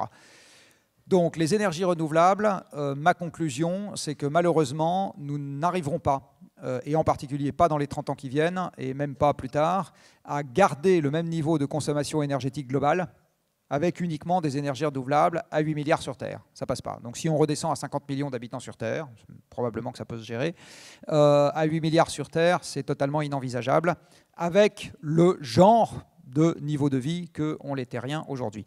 Si on accepte de diviser notre pouvoir d'achat par 10, enfin, ou si on est obligé, après tout, de diviser notre pouvoir d'achat par 10 ou 15, on pourra probablement revenir aux énergies renouvelables, mais en gros, c'est ça la contrepartie d'un retour aux énergies renouvelables. C'est pour ça qu'en gros, aujourd'hui, on est dans un paradigme un peu désagréable qui est, ou bien on se dit, on profite de la fête qui ne peut pas être totalement renouvelable tant que ça dure, et puis après on verra bien, ou bien on se dit, non, on va y aller à des trucs renouvelables et au nucléaire, je vais venir après, mais à ce moment, même avec le nucléaire, ça veut dire se serrer la ceinture. Alors le nucléaire, c'est quelque chose qui est un peu différent. Donc c'est une énergie bas carbone, ce n'est pas une énergie renouvelable, c'est une énergie qui utilise la propriété qu'a un métal, parce que l'uranium est un métal, donc ce n'est pas une énergie fossile, hein, c'est un métal. C'est disponible en quantité limitée, mais ce n'est pas une énergie fossile. Un métal, le noyau d'un métal, de se casser en deux en libérant de l'énergie quand on lui fait une indigestion de neutrons. Cette énergie nucléaire est une énergie récente, comme le photovoltaïque, soit dit en passant, qui représente aujourd'hui 10% de l'électricité dans le monde, enfin un gros 10% de l'électricité dans le monde, donc on va dire 2% ou 3% de la quantité totale d'énergie qu'on consomme dans le monde, donc c'est pas beaucoup. Ce qui veut dire que dans les 30 ans qui viennent, ça ne peut pas faire la totalité du job non plus, ça part de trop bas, mais c'est toujours bon à prendre de mon point de vue. Donc, si on a comme premier, et on y reviendra probablement dans les questions, c'est l'un des sujets en France, il y en a quelques-uns, pas beaucoup, mais celui-là est assez emblématique, où il y a le plus grand écart entre la perception du risque et la réalité des faits. Donc c'est un domaine assez intéressant, enfin en tout cas, quand on a envie de faire de la sociologie, c'est assez intéressant, parce qu'il y a vraiment un très très gros écart entre les deux. La manière dont donc tout ce qu'on peut faire est bon à prendre, je redis, à la fois pour les renouvelables et pour le nucléaire. Quand on n'a pas peur du nucléaire, le nucléaire est plus efficace que les énergies renouvelables diffuses et intermittentes, donc le vent et le soleil, parce que le vent et le soleil, ce n'est pas des systèmes complets. Si on ne devait fonctionner qu'avec du vent et du soleil, il n'est pas complètement sûr que cette conférence aura lieu ce soir, parce qu'il n'y a pas de soleil, c'est même la définition de la nuit. Et s'il n'y a pas assez de vent pour faire fonctionner à la fois les lumières ici, et l'hôpital, et le train, et les ascenseurs de Madame Michu, qui habite au 10e étage, etc., il n'était pas complètement sûr qu'on fasse la conférence, donc on aurait pu mettre une affiche « Conférence sous réserve qu'il y ait du vent ». Si on n'accepte pas ce genre de système, c'est-à-dire qu'on veut avoir une électricité pilotable, et donc avoir de l'électricité quand on a décidé de faire la conférence, il faut compléter par des dispositifs de stockage. Et à ce moment, quand on regarde la quantité de matériaux et le prix d'un système complet avec le stockage qui va avec, c'est toujours beaucoup plus cher de faire des ENR diffuses que de faire du nucléaire. Donc et ça demande beaucoup plus de moyens. Donc le nucléaire est un truc intéressant, plus intéressant on va dire que les ENR diffuses, mais ça ne couvre que l'électricité, ça ne fait pas de chaleur par exemple comme le bois. Donc tout ce qui est décarboné est bon à prendre, mais en empilant le décarboné l'un sur l'autre, de toute façon les ordres de grandeur font qu'on ne peut pas rêver d'avoir la quantité d'énergie que nous offrent aujourd'hui les combustibles fossiles. Donc il y a 3 pieds on va dire dans la décarbonation à terme, c'est la sobriété, à laquelle on sera de toute façon contraint un jour, puisque les énergies fossiles sont épuisables. Donc, de toute façon, un jour, on aura le PIB qui sera structurellement décroissant. On a les énergies renouvelables et on a le nucléaire. Et à mon avis, il faut jouer sur les 3. Merci. Vous nous expliquez que donc on va nécessairement arriver à une société où on aura un niveau de production qui sera plus faible. Et ma question, c'est quelle sera la nature de ce niveau de production ? Assistera-t-on par exemple à un retour de l'agriculture? C'est ce que vous semblez défendre. Est-ce qu'on aura une économie de la réparation? Quelle part occuperont l'industrie, les transports et les autres différents secteurs de l'économie selon vous? Et aussi, est-ce que ce sera une production qui sera davantage intensive en travail qu'en capital? Quel type de travail, etc. Alors c'est très difficile de répondre à cette question parce que l'avenir ne va pas être une répétition totale du passé. Entre les deux, on a quand même augmenté notre capital de connaissances et il y a un certain nombre de choses qu'on sait faire aujourd'hui qui ne sont pas nécessairement des choses qui sont très intensives en ressources, qu'on conservera normalement tant qu'on sera capable de se parler et se transmettre le savoir. Alors d'abord, en Europe, la bonne nouvelle, c'est que cette contraction de l'économie, pour moi, a déjà commencé. quand vous regardez l'économie réelle, c'est-à-dire les tables, les chaises, les mètres carrés, etc., le niveau de production annuel aujourd'hui est inférieur à ce qu'il était en 2007. Alors pourquoi je vous parle de 2007? Parce qu'il se trouve qu'en 2006, l'Europe est passée par un maximum d'approvisionnement énergétique et qui est le corollaire du pic de production du pétrole conventionnel dont je vous ai parlé tout à l'heure, plus le corollaire de deux autres choses, qui est que le pic de production du charbon en Europe date des années 60. Or, le charbon est une énergie locale qui voyage très peu. Donc, quand une zone commence à être en déclin sur sa production charbonnière domestique, c'est très très rare que sa consommation de charbon continue d'augmenter fortement pendant des décennies. Parce que le charbon est un truc qui ne voyage pas très bien. Donc, en Europe, le charbon est en déclin depuis les années 60. Le gaz est en déclin depuis 2005. Alors, c'est une coïncidence. Il se trouve que le gaz voyage moins bien que le pétrole, pour une raison très simple, c'est que le gaz est gazeux. Et donc, dans un mètre cube de gaz, vous avez 1000 fois moins d'énergie que dans un mètre cube de pétrole. Et donc, la logistique du gaz est quelque chose qui occasionne des pertes énergétiques et donc des coûts beaucoup plus importants. Ce qui veut dire que le gaz est une énergie qui passe moins facilement les frontières et en tout cas qui passe beaucoup moins facilement les continents que le pétrole. Or, en 2005, la mer du Nord, qui à l'époque fournissait 60% du gaz européen, passe son pic. Donc depuis, la production de la mer du Nord est en déclin.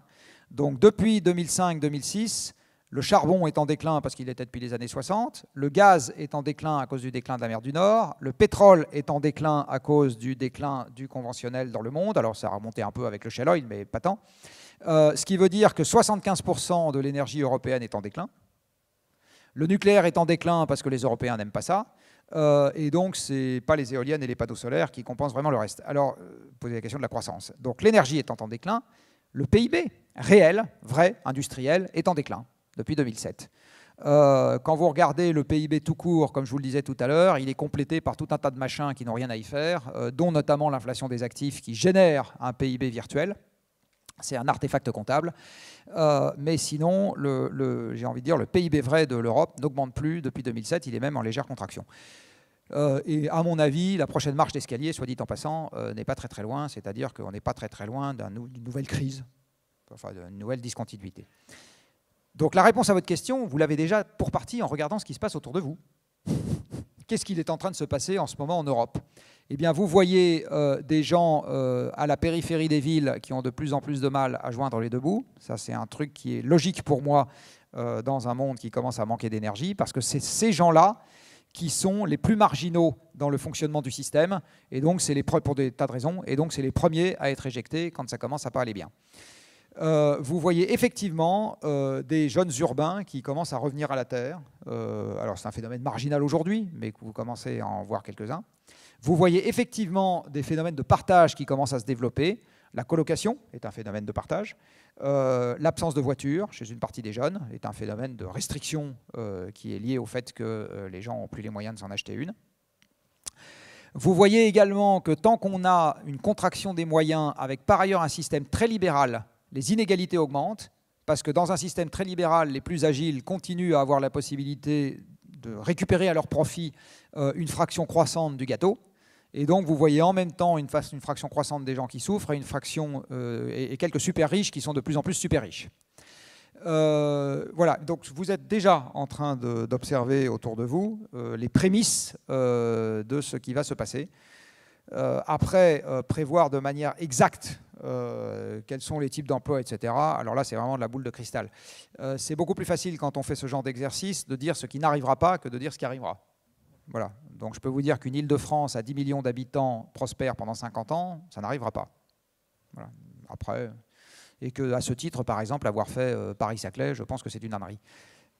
Voilà. Justement, sur les inégalités, donc, il est clair que le déclin de la croissance dont vous parlez, socialement, il est difficile à accepter, vous l'avez reconnu d'ailleurs dans d'autres conférences. Et donc, s'agissant des politiques sociales, en particulier de lutte contre les inégalités, est-ce que vous pensez que ce sont des alliés de notre changement de modèle, de notre changement de paradigme, ou au contraire, parce qu'elles peuvent avoir deux conséquences, par exemple plus de pouvoir d'achat, plus de consommation, plus d'émissions, mais en même temps, si on réoriente des richesses qui sont concentrées dans la main de peu de personnes vers des investissements pour rénover des bâtiments, pour avoir des infrastructures qui sont moins énergivores, ou pour subventionner des emplois qui, a priori, ne seraient pas suffisants pour vivre, mais qui, en fait, pourraient, parce qu'ils sont durables,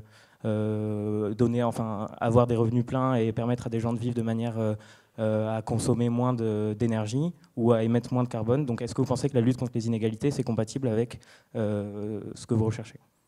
Il faut que ça le soit, au sens où... alors, c'est très difficile de donner on manipule dans cette affaire des termes qui n'ont pas de définition normative. L'injustice ne se définit pas autrement que par un sentiment d'injustice, en tout cas pour moi. L'inégalité, il y a des définitions normatives, par exemple sur les revenus, etc. Après, c'est aussi très dépendant de la manière dont les gens ressentent la situation dans laquelle ils sont. Il y a un de mes associés, il a une blague qui consiste à dire le revenu minimum à qui que ce soit qu'on pose la question, c'est ce que je gagne plus 10%. Donc il y a un sentiment perçu qui est très important. Et par ailleurs, les grands penseurs de la démocratie, en particulier Tocqueville, expliquaient que le sentiment d'injustice était consubstantiel à la démocratie. C'est-à-dire que tant qu'on vivait dans un système démocratique, les gens de toute façon se plaindraient de leur sort et ne seraient pas contents. Et alors Tocqueville expliquait ça de la manière suivante. Il expliquait qu'à partir du moment où tout le monde avait les mêmes droits et les mêmes libertés, et donc on était tous égaux sur la ligne de départ, si on n'était pas au même endroit sur la ligne d'arrivée, c'est que ce n'était pas juste. Bon. C'est assez bien vu, je trouve. Donc il faut que, j'ai envie de dire, la mise en mouvement de la société soit compatible avec un sentiment de moindre injustice, je vais le dire comme ça. Cela étant, une des grandes injustices, c'est déjà d'être privé d'emploi. Donc, si on a plus de gens qui ont du travail avec du travail qui est un peu moins payé, est-ce que j'ai augmenté les inégalités ou est-ce que je les ai baissées? D'accord, c'est bon. Donc, on peut avoir un long débat là-dessus. Donc, les gens qui ont déjà un boulot vous diront c'est pas juste, et les gens qui n'en ont pas encore vous diront c'est très bien. Donc, ce que je crois, c'est qu'il est essentiel de donner espoir. Voilà. Alors, ça s'incarne notamment par le fait qu'on ait les idées à peu près claires sur là où on va. Il y a une petite expérience que je peux vous citer à cette occasion. Il y a quelques années, je vais bien faire une dizaine maintenant, j'avais été invité par une branche de la CFDT à faire une intervention. Alors je leur avais dit à peu près la même chose que ce soir, qu'on allait tous mourir, je vais passer 2 fois plus de temps. Et je me suis dit, à la fin, et je leur ai expliqué que le PIB croissant forever, on n'aurait pas ça. Et puis il y a 10 ans, je n'étais pas très loin du moment où ça a commencé à devenir une réalité. Donc je pensais que derrière, j'allais me faire sortir à grands coups de pied dans le derrière, et pas du tout. En fait, ils ont été extrêmement intéressés à discuter de concrètement ce qu'on pouvait faire de ça. Pas au sens de on s'en réjouit, mais au sens de du coup, on fait quoi.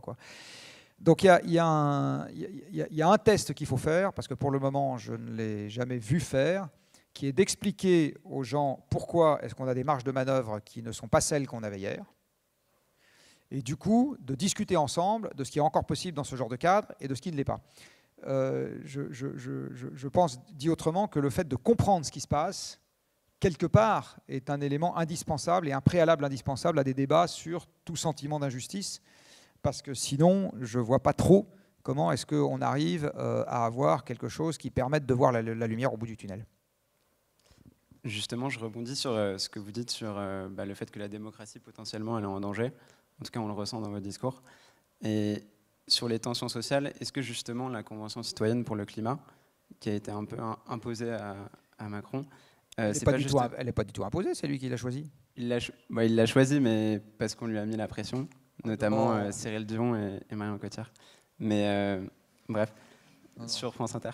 Est-ce que ce n'est pas justement un bon moyen de tester l'acceptabilité sociale de ce dont on a besoin pour la transition écologique, en le faisant de manière pédagogique, et que justement les gens, comme vous le disiez avec votre intervention à la CFDT, ils se mettent d'accord en comprenant qu'on a besoin de réduire de temps les émissions de gaz à effet de serre, et ainsi ils peuvent se mettre d'accord, et c'est justement l'objectif de la Convention. Est-ce que vous y croyez? J'ai une lecture beaucoup plus cynique que vous de cette histoire de convention. Je pense que Macron voit le sujet environnement monter. Il le voit tellement bien qu'il prend une première prise de guerre qui s'appelle Hulot, qu'il met dans un ministère, en se disant comme ça, les gens comprendront que je suis un mec éco-friendly. C'est pas un plaidoyer pour Macron ce que je Pardon ? C'est pas un plaidoyer pour Macron ce que je faisais. Non, mais vous allez voir. Le sujet environnement continue à monter. Hulot fout le camp, après ne rien avoir fait du reste, parce qu'il n'était pas fait pour être ministre. Et ensuite, Macron se retrouve un peu à poil et se dit, alors qu'est-ce que je peux faire ? Et puis, il gagne du temps. Donc la Convention citoyenne, c'est une façon de gagner du temps. Si Macron avait une vision claire de ce qu'il a envie de faire, s'il avait bien compris le problème et un plan bien organisé pour y faire face, il n'aurait pas besoin de convention citoyenne. Ce qu'il pourrait faire, c'est des assemblées citoyennes pour tester l'acceptabilité de mesures bien précises. Donc il pourrait dire, par exemple, j'envisage de remettre en service un impôt à la détention des véhicules qui croît fortement avec la consommation du véhicule. Est-ce que vous pensez que c'est une bonne ou une mauvaise idée ? Voilà, et à quelles conditions ? Voilà. Donc ça, un truc très précis. Mais dire à une convention citoyenne, vous allez à la place de mon administration et de mon gouvernement me faire un projet de loi et des projets de décret. Et le mandat, c'est baisser les émissions de 40%, sachant que je prends des gens qui au début découvrent le problème, etc., c'est juste pas sérieux. Donc je ne suis pas en train de dire que les gens ne sont pas bien. Moi, j'ai discuté avec quelques-uns d'entre eux, je les trouve formidables, c'est pas le sujet. Simplement, et ils le disent eux-mêmes, du reste, ils sont assez désemparés. Ils partaient d'un socle de connaissances qui était très hétérogène, et pour l'essentiel d'entre eux, ils ont juste découvert le problème au moment où ils ont été nommés, du coup, ils sont un peu tombés de leur chaise. Mais de dire, je vais remplacer une administration, je vais remplacer des ministres, je vais remplacer des moyens d'études, etc., par 150 personnes tirées au sort, pour me faire le grand plan du tout, c'est quelque chose qui, pour moi, est juste destiné à gagner du temps. Voilà, je suis désolé, moi j'ai gagné de l'énergie. Je vais rallumer le machin, parce que quand même, sinon, vos sponsors vont gueuler. Et ça, c'est beaucoup plus grave que tout ce qu'on peut faire par ailleurs. Alors, voilà, c'est pas beau ça.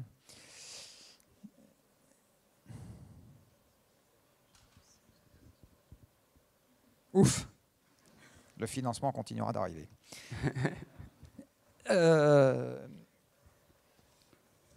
Et absolument, et c'est pas du tout Cyril Dion, je sais pas qui lui a mis la pression. Il a décidé il a piqué l'idée. Mais ce que je veux dire, c'est qu'il a tout à fait décidé de le faire, et il a tout à fait décidé de le faire pour gagner du temps. Et par ailleurs, il devait avoir l'agenda des municipales en tête.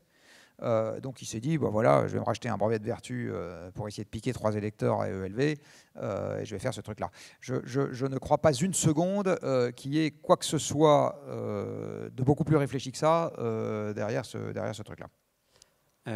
Du coup, j'en profite puisqu'on parle de politique. Il y a quelque chose qui est très difficile pour notre génération, c'est qu'on va vous écouter, vous, quand on veut comprendre les sujets énergétiques. On va écouter d'autres personnes, on va écouter Pablo Servigne si on veut se faire peur et parler collapsologie, mais on n'a aucun leader politique. C'est-à-dire qu'il n'y a personne pour aller voter, personne ne nous propose un modèle de société qui soit vraiment à la hauteur des enjeux. Donc désolé de vous poser cette question, mais si jamais vous étiez conseiller d'un président fraîchement élu ou que vous étiez président vous-même, quelles seraient les principales actions que vous pensez qu'il faudrait mettre en place ou que vous mettriez en place ? Alors je vais prendre les deux questions de façon totalement séparée. Parce que je ne pense pas, ce qu'à Dieu ne plaise, et heureusement pour moi, que je serai un jour président de la République, et je n'ai aucune envie d'être conseiller d'un président. Dit autrement, ou bien il a parfaitement compris le problème et il a un plan cohérent et il n'a pas besoin de moi, ou bien il n'a rien compris au problème et j'ai surtout pas envie d'être son conseiller. Mais je vais prendre la première question qui est comment est-ce qu'on arrive à faire émerger une offre politique dans le contexte dans lequel on est, parce que je suis tout à fait d'accord avec vous. Moi, je ne vois pas d'offre politique correspondant à une vision un peu pragmatique des choses. Il y a deux manières de répondre à la question. La première, c'est une réponse un peu à l'anglaise, c'est-à-dire le consensus devient tellement important au sein de la population que finalement, peu importe qui est là, il va faire des choses qui ne sont pas idiotes, tout simplement parce que la population le veut. Alors en Angleterre, par exemple, il y a un consensus très fort pour décarboner la production électrique. eh bien, que vous ayez les travaillistes, les conservateurs, le machin, etc., Boris Johnson et sa coupe de cheveux, hein, on s'en fout. De toute façon, ils vont continuer d'avancer dans la même direction et ils vont faire ce qu'il faut pour décarboner la production électrique. À ce moment, vous avez résolu le problème, j'ai envie de dire, par défaut. Il n'y a pas besoin d'un leader parce que de toute façon, ils vont tous faire la même chose. Si vous voyez les choses un peu plus à la française, où on est quand même dans un État qui est beaucoup plus dirigiste, je pense, comme vous, qu'il faut quelqu'un qui porte une offre qui correspond, en gros, à une façon d'attaquer le problème au mieux, j'ai envie de dire. Bon.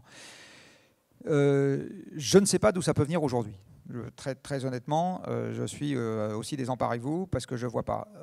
Que vous alliez d'un bout à l'autre de l'échiquier, il n'y a personne qui corresponde vraiment à ce genre de choses, parce que les débats environnementaux en France se sont structurés de façon économique jusqu'à maintenant, c'est-à-dire qu'ils se sont toujours structurés à côté de l'économie.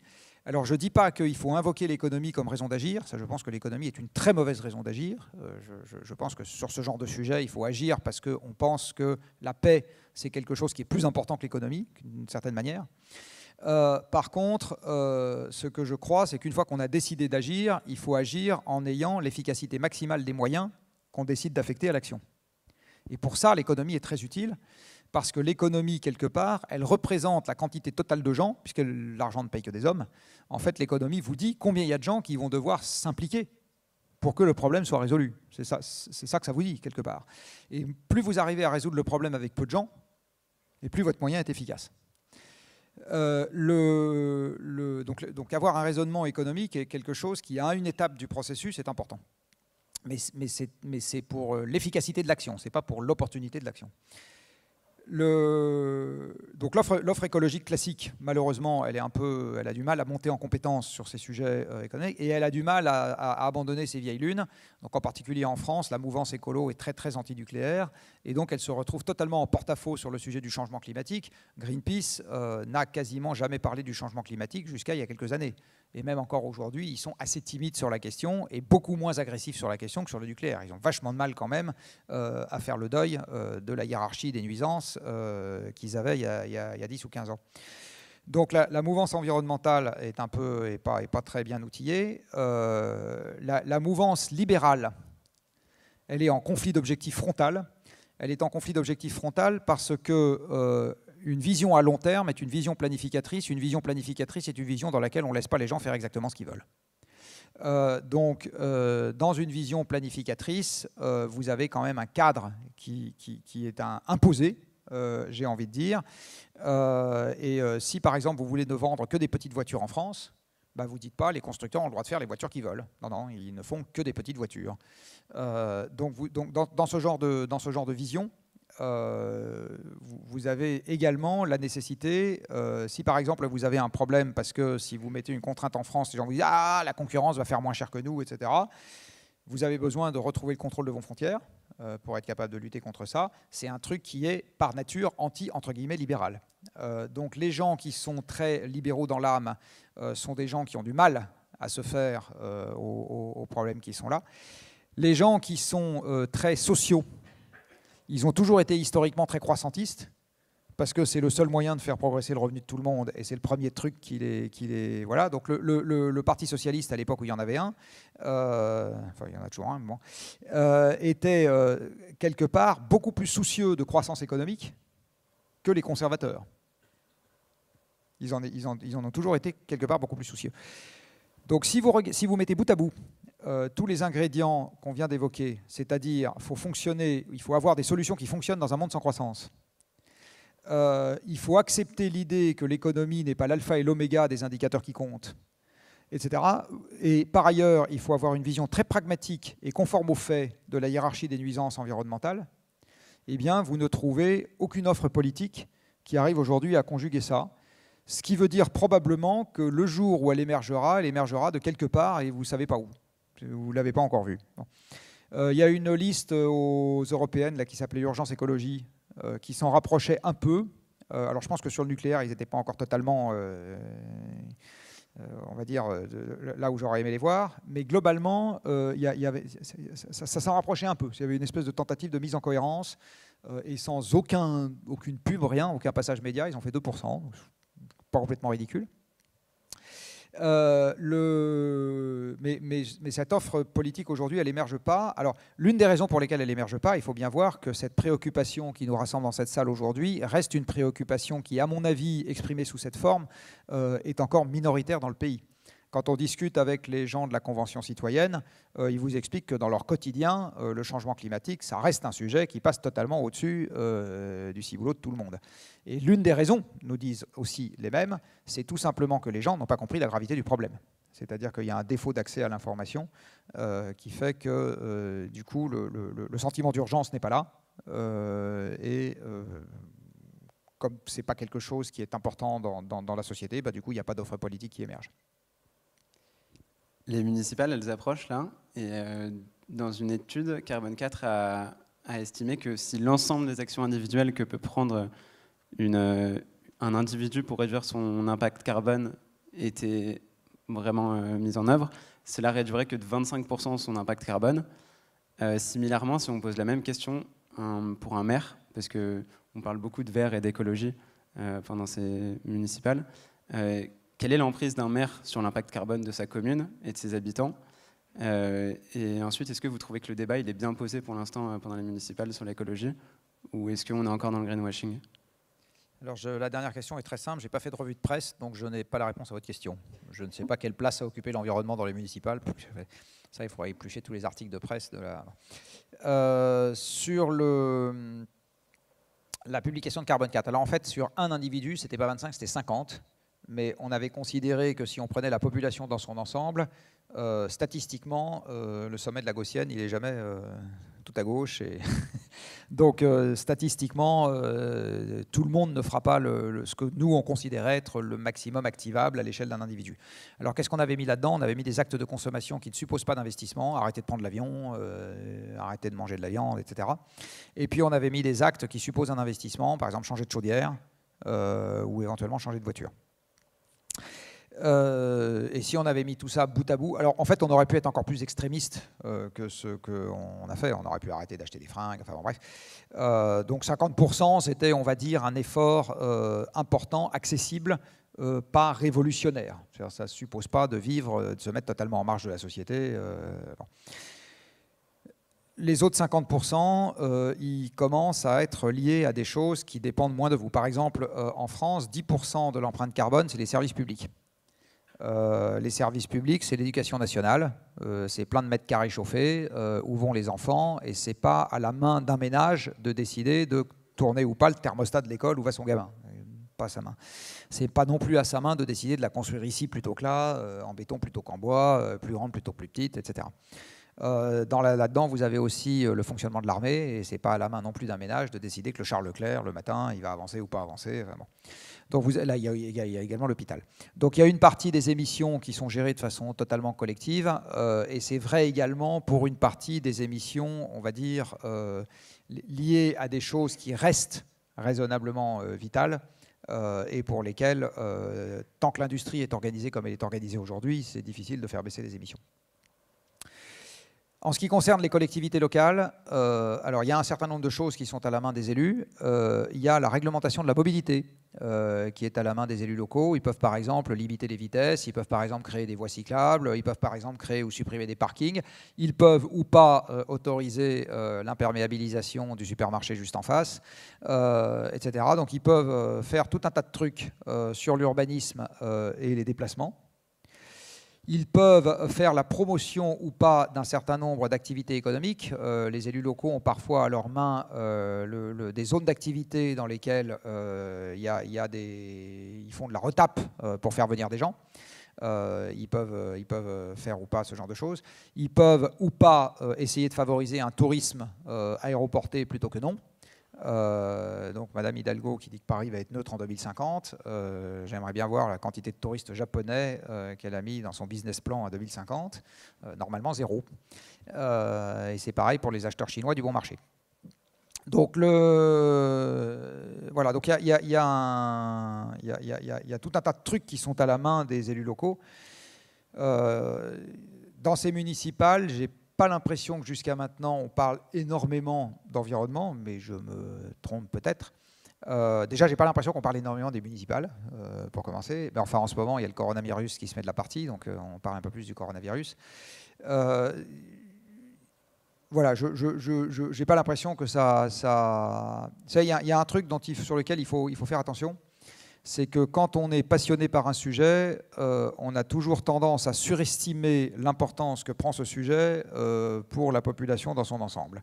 Et en particulier, il y a un biais très fort, c'est que quand on est passionné par un sujet, on a plutôt tendance à fréquenter des gens qui sont aussi passionnés par le même sujet, et donc on a tendance à penser que tout le monde est dans ce cas de figure. Encore une fois, la réalité sociologique française, c'est que l'environnement aujourd'hui, quand on dit aux gens est-ce que l'environnement vous tarabuste, ils disent oui, mais ils ne vous en parlent pas spontanément tous les jours. Pour rebondir sur le fait que vous avez dit qu'il y a simplement une minorité qui est vraiment préoccupée et consciente du changement climatique. En effet, pour la plupart des gens, ça reste un sujet assez vague, abstrait, dont les conséquences sont difficiles à visualiser. Et pour d'autres, c'est plutôt l'angoisse qui prend le dessus et donc le déni. Donc comment fédérer autour de la lutte contre le changement climatique et également comment rester motivé et faire face à l'angoisse que peut entraîner les menaces écologiques. Comment ? J'ai pas compris la fin de la question. Comment rester motivé et faire face à l'angoisse que peut entraîner les menaces écologiques ? Si je reformule la question, c'est comment faire en sorte que les gens, on arrive à les informer sans les déprimer, c'est ça ? On n'y arrive pas. On n'y arrive pas, c'est-à-dire qu'il faut les informer et derrière les accompagner, parce qu'il va y avoir une forme de courbe de deuil. C'est-à-dire qu'il y a un moment où on va s'en prendre plein la figure et on va se dire mais c'est absolument horrible, puis en plus on fait rien. C'est pour ça qu'une fois, je me rappelle très bien, il y avait j'avais fait une interview croisée avec le père spirituel de Pablo Servigne, c'est-à-dire Yves Cochet, qui est un type assez rigolo. Je ne sais pas si ce nom vous dira quelque chose, parce qu'il commence à être un peu âgé, Yves Cochet. Et c'était un ovni, parce que je crois que c'est le seul député de Paris qui s'est fait élire député de Paris un certain nombre de mandats, avec pour seul programme qu'on allait tous mourir. Donc voilà, mais je pense il est assez rigolo, Yves Cochet. Il avait fait un colloque sur le pic de production du pétrole en 2003 à l'Assemblée nationale, c'est-à-dire 5 ans avant qu'il n'arrive pour de vrai pour le conventionnel. Il y avait un député et demi dans la salle. Il y avait des tas de gens qui ne venaient pas de l'Assemblée, puis il y avait un député et demi qui était venu s'intéresser au sujet. Il avait dit, Yves, dans une interview que j'avais faite avec lui, quand on commence à se documenter sur ce sujet, il ne faut pas rester seul. J'avais trouvé cette remarque frappée au coin du bon sens. Ça ne m'était pas venu, parce que moi, j'ai la chance de ne pas être seul. À Carbone 4, il n'y a que des bandes de jeunes, heureusement qu'on est là pour remonter la moyenne d'âge, mais il n'y a que des jeunes passionnés, donc on n'est pas seul. En plus, on est dans l'action. Donc on est vraiment, nous, sortis de l'angoisse au sens de tous les jours, on essaye de se creuser la cervelle pour faire avancer Schmilblick dans la bonne direction. Mais quand les gens découvrent, il faut absolument qu'ils soient accompagnés, il ne faut pas qu'ils soient seuls. C'est vraiment le truc important, parce que de fait, de toute façon, ils vont s'en prendre plein la figure. Il n'y a pas tellement moyen d'éviter ça. Alors après, la nature étant ce qu'elle est, la nature humaine étant ce qu'elle est, on a quand même du ressort. Donc une fois qu'est passé l'étape où on s'en est pris plein la figure, après on commence à se creuser la cervelle pour savoir ce qu'on peut faire. Et à ce moment-là, ça commence à devenir intéressant. Voilà. Mais au début, il n'y a pas tellement moyen d'éviter la douche écossaise. Une dernière question sur la vie professionnelle, c'est une question que beaucoup d'entre nous se posent. Comment mener une vie professionnelle en phase avec l'écologie ? Et selon vous, est-il préférable de travailler pour des grosses entreprises que l'on pointe régulièrement du doigt pour leur impact écologique afin de les changer de l'intérieur, ou plutôt prendre part à des petits projets en totale cohérence avec les problématiques écologiques ? Alors, je vais vous répondre d'une manière un peu... C'est pas vraiment biaisé. En fait, je pense qu'il faut travailler pour des gens plus que pour des structures. Il n'y a pas de vérité universelle. Vous avez des grandes entreprises. Alors, les grandes entreprises sont des univers qui sont plus contraints, globalement, que les petites, mais c'est des univers qui ont plus de moyens. Dans une grande entreprise, par ailleurs, pour faire la révolution, on la fait rarement à l'âge auquel on a envie de faire la révolution. Donc vous avez envie de faire la révolution à votre âge, sauf que quand vous allez rentrer dans une entreprise, vous êtes débutant, vous ne connaissez pas bien le métier de l'entreprise, vous n'avez pas de prise sur les hautes sphères parce que le patron, il est N-N plus 25 par rapport à vous, parce que vous n'avez pas la main sur de l'arbitrage, des arbitrages budgétaires qui comptent, parce que, etc. Donc c'est le grand paradoxe, c'est qu'au moment où vous avez envie de faire la révolution, vous n'avez pas les moyens de faire la révolution, puis une fois que vous aurez mon âge et que vous serez encrotté, vous en aurez moins envie. Donc, voilà, le monde est mal fait. Mais pour répondre à votre question, donc si vous avez la chance, en fait il faut chercher, c'est comme les truffes, hein, il faut chercher, ou les champignons, et puis un jour vous aurez peut-être la chance de trouver quelque chose qui sera pas trop mal comme attelage, c'est-à-dire la proximité avec quelqu'un qui a la possibilité de faire des arbitrages, qui vous délègue assez vite, mais vous aurez toujours une période d'apprentissage, la capacité à suggérer ou à réfléchir, et dans un créneau dans lequel la possibilité de changer, vous aurez, vous, une appréciation en propre qui vous permet de penser que ce n'est pas du bullshit intégral. Parce que malheureusement, vous avez aussi cette difficulté, c'est que le greenwashing est omniprésent dans le domaine qui me concerne. Alors les grandes techniques de greenwashing, il y en a quelques-unes que je peux vous apprendre, qui sont très simples. La première s'appelle confondre 1 et 1000. Donc dans une entreprise qui fait 10 000 personnes, le service com passe son temps à parler des 10 personnes qui font des trucs bien. Voilà, ça c'est une première technique de greenwashing, marche très bien. La deuxième technique, dans je confonds 1 et 1000, c'est je m'appelle Air France, tous les jours je crame de je ne sais pas combien de centaines de milliers de tonnes de kérosène et je vous explique que j'ai mis des ruches sur le toit. Voilà. Ça, c'est la deuxième technique de greenwashing qui marche extrêmement bien. Il y a une troisième technique de greenwashing qui marche très bien, qui consiste à ne compter les problèmes que dans le périmètre dans lequel vous êtes en train de les résoudre. Ça, c'est aussi un truc qui marche très très bien. Donc, dans mon cas de figure, par exemple, vous faites au lieu de compter l'ensemble des émissions de gaz à effet de serre qui sont la contrepartie de votre activité dont vous dépendez, vous ne comptez que celles qui vont bien et sur lesquelles vous avez une possibilité de faire un petit quelque chose. Alors, je vais vous donner un exemple. Vous êtes un centre commercial. Un centre commercial, vous savez, c'est un gros entrepôt. Donc, pour qu'un centre commercial puisse vivre, il faut fabriquer les produits qui vont être vendus. Donc, quand M. Poitrina, l'ancien de cette école, était le patron d'Unibail, l'essentiel des émissions des centres commerciaux possédés par Unibail et dont Unibail dépendait, c'était le fait qu'il y ait des camions qui livrent les marchandises, des gens qui viennent en bagnole dans les centres commerciaux. Enfin, lui avait beaucoup de centres-villes. Et que surtout qu'on fabrique tous les produits qui sont vendus dans ces centres commerciaux. Si on arrête de faire des ordinateurs Apple, eh bien, M. Poitrinal perd la FNAC. Et s'il perd la FNAC, il perd du pognon. Donc, les émissions... ah oui, il faut que j'aille remettre les sponsors. Les émissions dont ils dépendaient, c'était tout ce qui allait de la fabrication des produits vendus jusqu'à la logistique des clients qui venaient se servir dans ces centres. Qu'est-ce qu'on compte en général dans ce genre d'endroit quand vous faites vous comptez les émissions de la chaudière du centre commercial. On s'en fout. Donc ça, c'est aussi une très bonne technique de greenwashing qui consiste à ne compter qu'un tout petit morceau du machin. Enfin voilà, vous en avez d'autres, des techniques de greenwashing. Alors le problème, c'est que ça demande un peu de technicité d'être capable de les débusquer.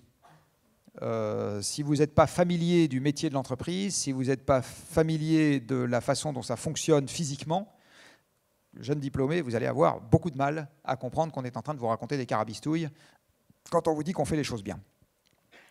Une dernière technique de greenwashing, c'est de promettre des trucs qui n'arriveront jamais.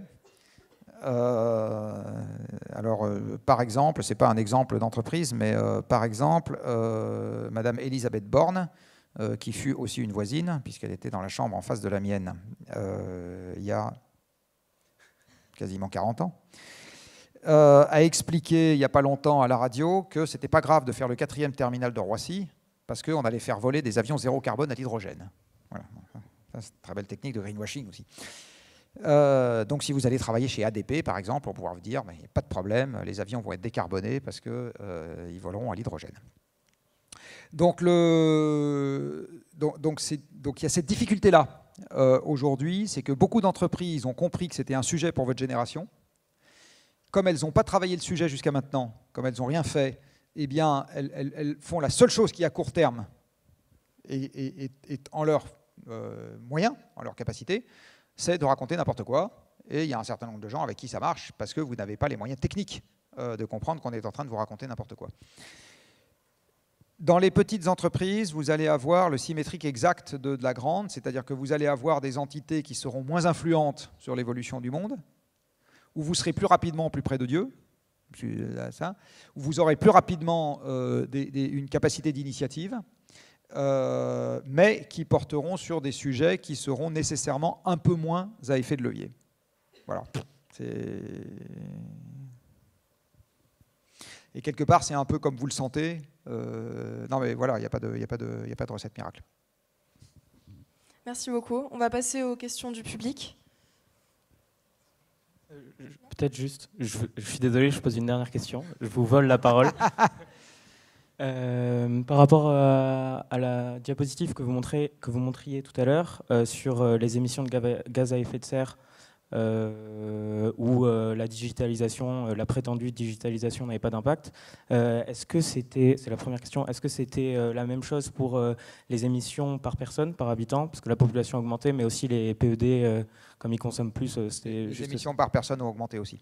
Et en termes de démographie, est-ce que vous êtes en faveur de politiques qui visent à réguler la natalité, comme on a pu le voir en Chine, ce qui a été arrêté, dans les pays développés, en Europe notamment, en France? Alors je pense qu'il faut au moins commencer à en discuter. Aujourd'hui, la question de la population... C'est très rigolo parce qu'il y a... Enfin, je ne sais pas si c'est très rigolo, mais dans les années 70, il y a un livre qui était sorti qui s'appelait « La bombe P ». Et à ce moment, l'auteur du livre avait expliqué que la Terre allait devenir surpeuplée et que ça allait être très emmerdant. Et aujourd'hui, où la Terre est effectivement surpeuplée, c'est un débat qui est très peu présent aujourd'hui. C'est intéressant de voir que, je ne sais pas si c'est une réaction de déni. Bon. Alors, je pense que oui. Je pense qu'il faut en parler et je pense qu'il y a un certain nombre de choses. Alors, comme dans tous les sujets, il faut commencer par les trucs les plus faciles. Dit autrement, quand on essaye de commencer à infléchir une orientation, il faut commencer par les trucs les plus indolores. C'est quoi les trucs les plus indolores aujourd'hui? C'est essayer de changer les schémas culturels des gens qui ont beaucoup d'enfants pour qu'ils en aient un peu moins. Vous avez beaucoup de pays dans lesquels les femmes ont beaucoup d'enfants, qui sont des pays en fait, qui ont accédé très vite à des techniques modernes d'adduction d'eau, d'épuration, de satiété alimentaire, etc. Mais la démographie n'a pas suivi, c'est-à-dire qu'on a conservé un modèle culturel dans lequel on fait plein d'enfants pour se prémunir contre des problèmes qui aujourd'hui n'existent plus. Alors les problèmes qui aujourd'hui n'existent plus, c'est quoi? C'est la mortalité infantile. Avant, on faisait plein d'enfants parce qu'il y en avait plein qui mouraient, tout simplement. Et ensuite, l'absence de solidarité, c'est-à-dire qu'on faisait plein d'enfants en se disant il y en a bien un qui va s'occuper de moi dans mes vieux jours. Quand vous avez un système de solidarité organisé, typiquement les retraites, vous avez moins besoin de vous organiser votre système à vous, qui s'appelle faire des enfants. Donc dans ces pays-là, la France, comme tous les pays occidentaux, a un moyen d'action qui s'appelle l'aide au développement. Et l'ancien chef économiste de l'AFD, de l'Agence française de développement, donc qui est la banque de développement bilatérale de la France, qui s'appelle Gaël Giraud, et qui est prêtre jésuite, vous allez apprécier ce qui va suivre, avait dit, et je suis assez d'accord avec lui, la France ne devrait faire que 3 choses dans son aide au développement. Elle ne devrait pas du tout aider les gens à avoir des panneaux solaires, des ponts, des routes, des aéroports, je ne sais pas quoi. On oublie tout ça, parce que de toute façon, tant que la démographie est galopante, ils vont tous vers la guerre, et nous aussi. On ne devrait faire que 3 choses au titre de l'aide au développement. On devrait faire de l'éducation et de l'empowerment, je ne sais pas comment on dit en français, des femmes. Voilà. On devrait faire de l'accès aux moyens de contraception, alors qui évidemment pose des tas de problèmes culturels, etc., parce qu'il y a des tas d'endroits où on considère que c'est des choses qui ne se font pas. Et on devrait mettre en place des systèmes de solidarité qui vont au-delà de la maille familiale. Donc des systèmes de protection sociale divers et variés. Il dit on devrait faire que ça. On oublie les routes, les ponts, les machins, etc. On ne fait pas ça. On fait les 3. Donc on limite la démographie. Et en France, et comme dans les autres pays occidentaux, on a aussi une discussion à avoir là-dessus. Alors vous vous rappelez que Rocard, enfin vous ne vous rappelez pas parce que vous n'avez pas connu Rocard, mais sauf quelques cheveux gris dans la salle, avait dit il y a à l'époque où il était Premier ministre, je crois, on ne peut pas accueillir toute la misère du monde en France. C'était une façon un peu violente. Toléré par quelqu'un qui était au Parti socialiste, alors que si c'était Rassemblement national, ça ne serait pas toléré, de faire remarquer qu'il faut se poser la question de la limite quantitative des gens qui peuvent vivre en bonne harmonie quelque part. Et pour moi, ce n'est pas un débat qui est illégitime. Il ne faut pas le faire de manière haineuse, il ne faut pas le faire, etc. Mais je pense que c'est des questions qu'il faut se poser. Est-ce que, alors qu'on est 8 milliards sur Terre, il faut continuer à avoir un système fiscal nataliste en France? Ça se discute. Très clairement, ça se discute. Et donc, moi, j'aimerais bien qu'on en discute. Je ne suis pas sûr que tout le monde serait d'accord avec moi. Je ne suis même pas sûr de savoir quel avis exactement j'aurais. Par contre, je suis absolument certain qu'il faudrait en discuter. Ouais, du coup, c'est à vous d'en discuter. Ouais.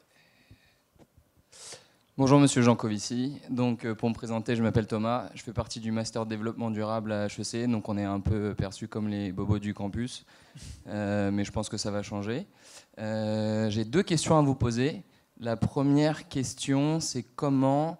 Bon, quand on parle de croissance démographique veut dire plus d'énergie.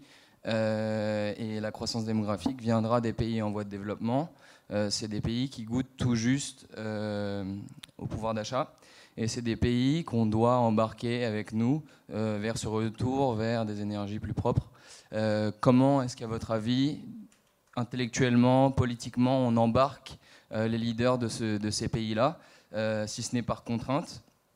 Et ma deuxième question, c'est est-ce que vous pouvez nous expliquer un petit peu plus en détail ce qui ne va pas avec l'hydrogène et en quoi ce n'est pas une solution viable, pardon. Donc c'est 2 questions totalement différentes. Alors, je vais commencer par la deuxième parce qu'elle est techniquement plus facile. Ce qui ne va pas avec l'hydrogène, c'est qu'on n'en trouve pas dans la nature.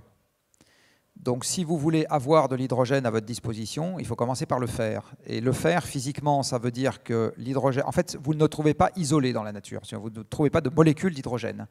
Vous trouvez plein d'hydrogène, mais associé à d'autres atomes. Par exemple, dans un truc que vous buvez le moins souvent possible au profit du whisky, qui s'appelle l'eau, eh bien, vous avez plein d'hydrogène associé à de l'oxygène. Pour récupérer cet hydrogène, il faut casser la liaison entre l'hydrogène et l'oxygène, et vous allez utiliser, pour casser cette liaison, plus d'énergie.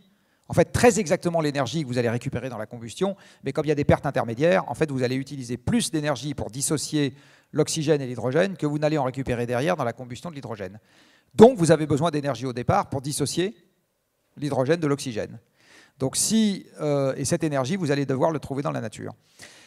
La manière dont on fait l'hydrogène aujourd'hui, alors de l'hydrogène aujourd'hui, on en produit plein. C'est un produit chimique qui est produit de façon courante, tout simplement parce que l'hydrogène est indispensable à la synthèse de l'ammoniac. L'ammoniac, c'est NH3, hein, donc de l'azote et de l'hydrogène. On produit l'azote en le récupérant dans l'air, ça c'est très simple. Et l'hydrogène, on le produit avec une technique qui est que vous mélangez du gaz naturel, CH4, avec de l'eau, vous chauffez très fort et vous récupérez de l'hydrogène et du CO2. Donc, dans le processus de production de l'hydrogène, vous avez du CO2 qui est produit par la réaction chimique. Et par ailleurs, comme il faut chauffer très fort et que vous allez faire ça avec du gaz, vous allez aussi émettre du CO2 avec le gaz que vous avez brûlé pour chauffer très fort. Le résultat des courses, c'est qu'une voiture à hydrogène, aujourd'hui, c'est à peu près autant de CO2 avec de l'hydrogène produit de cette manière qu'une voiture à pétrole. C'est aller dans les bonnes conditions 10 ou 20% de moins, mais ça ne change pas les ordres de grandeur. Si vous produisez l'hydrogène en électrolysant de l'eau, donc pas par thermolyse du méthane, mais en électrolysant de l'eau avec le mix électrique allemand actuel, la voiture à hydrogène est 2 fois pire que la voiture à pétrole. Donc c'est ça mon problème avec l'hydrogène. Alors les gens disent « Ah, un jour, on va le produire avec des énergies renouvelables, donc ça sera zéro carbone, l'énergie renouvelable, plus etc. » Alors d'abord, les énergies renouvelables ne sont pas zéro carbone.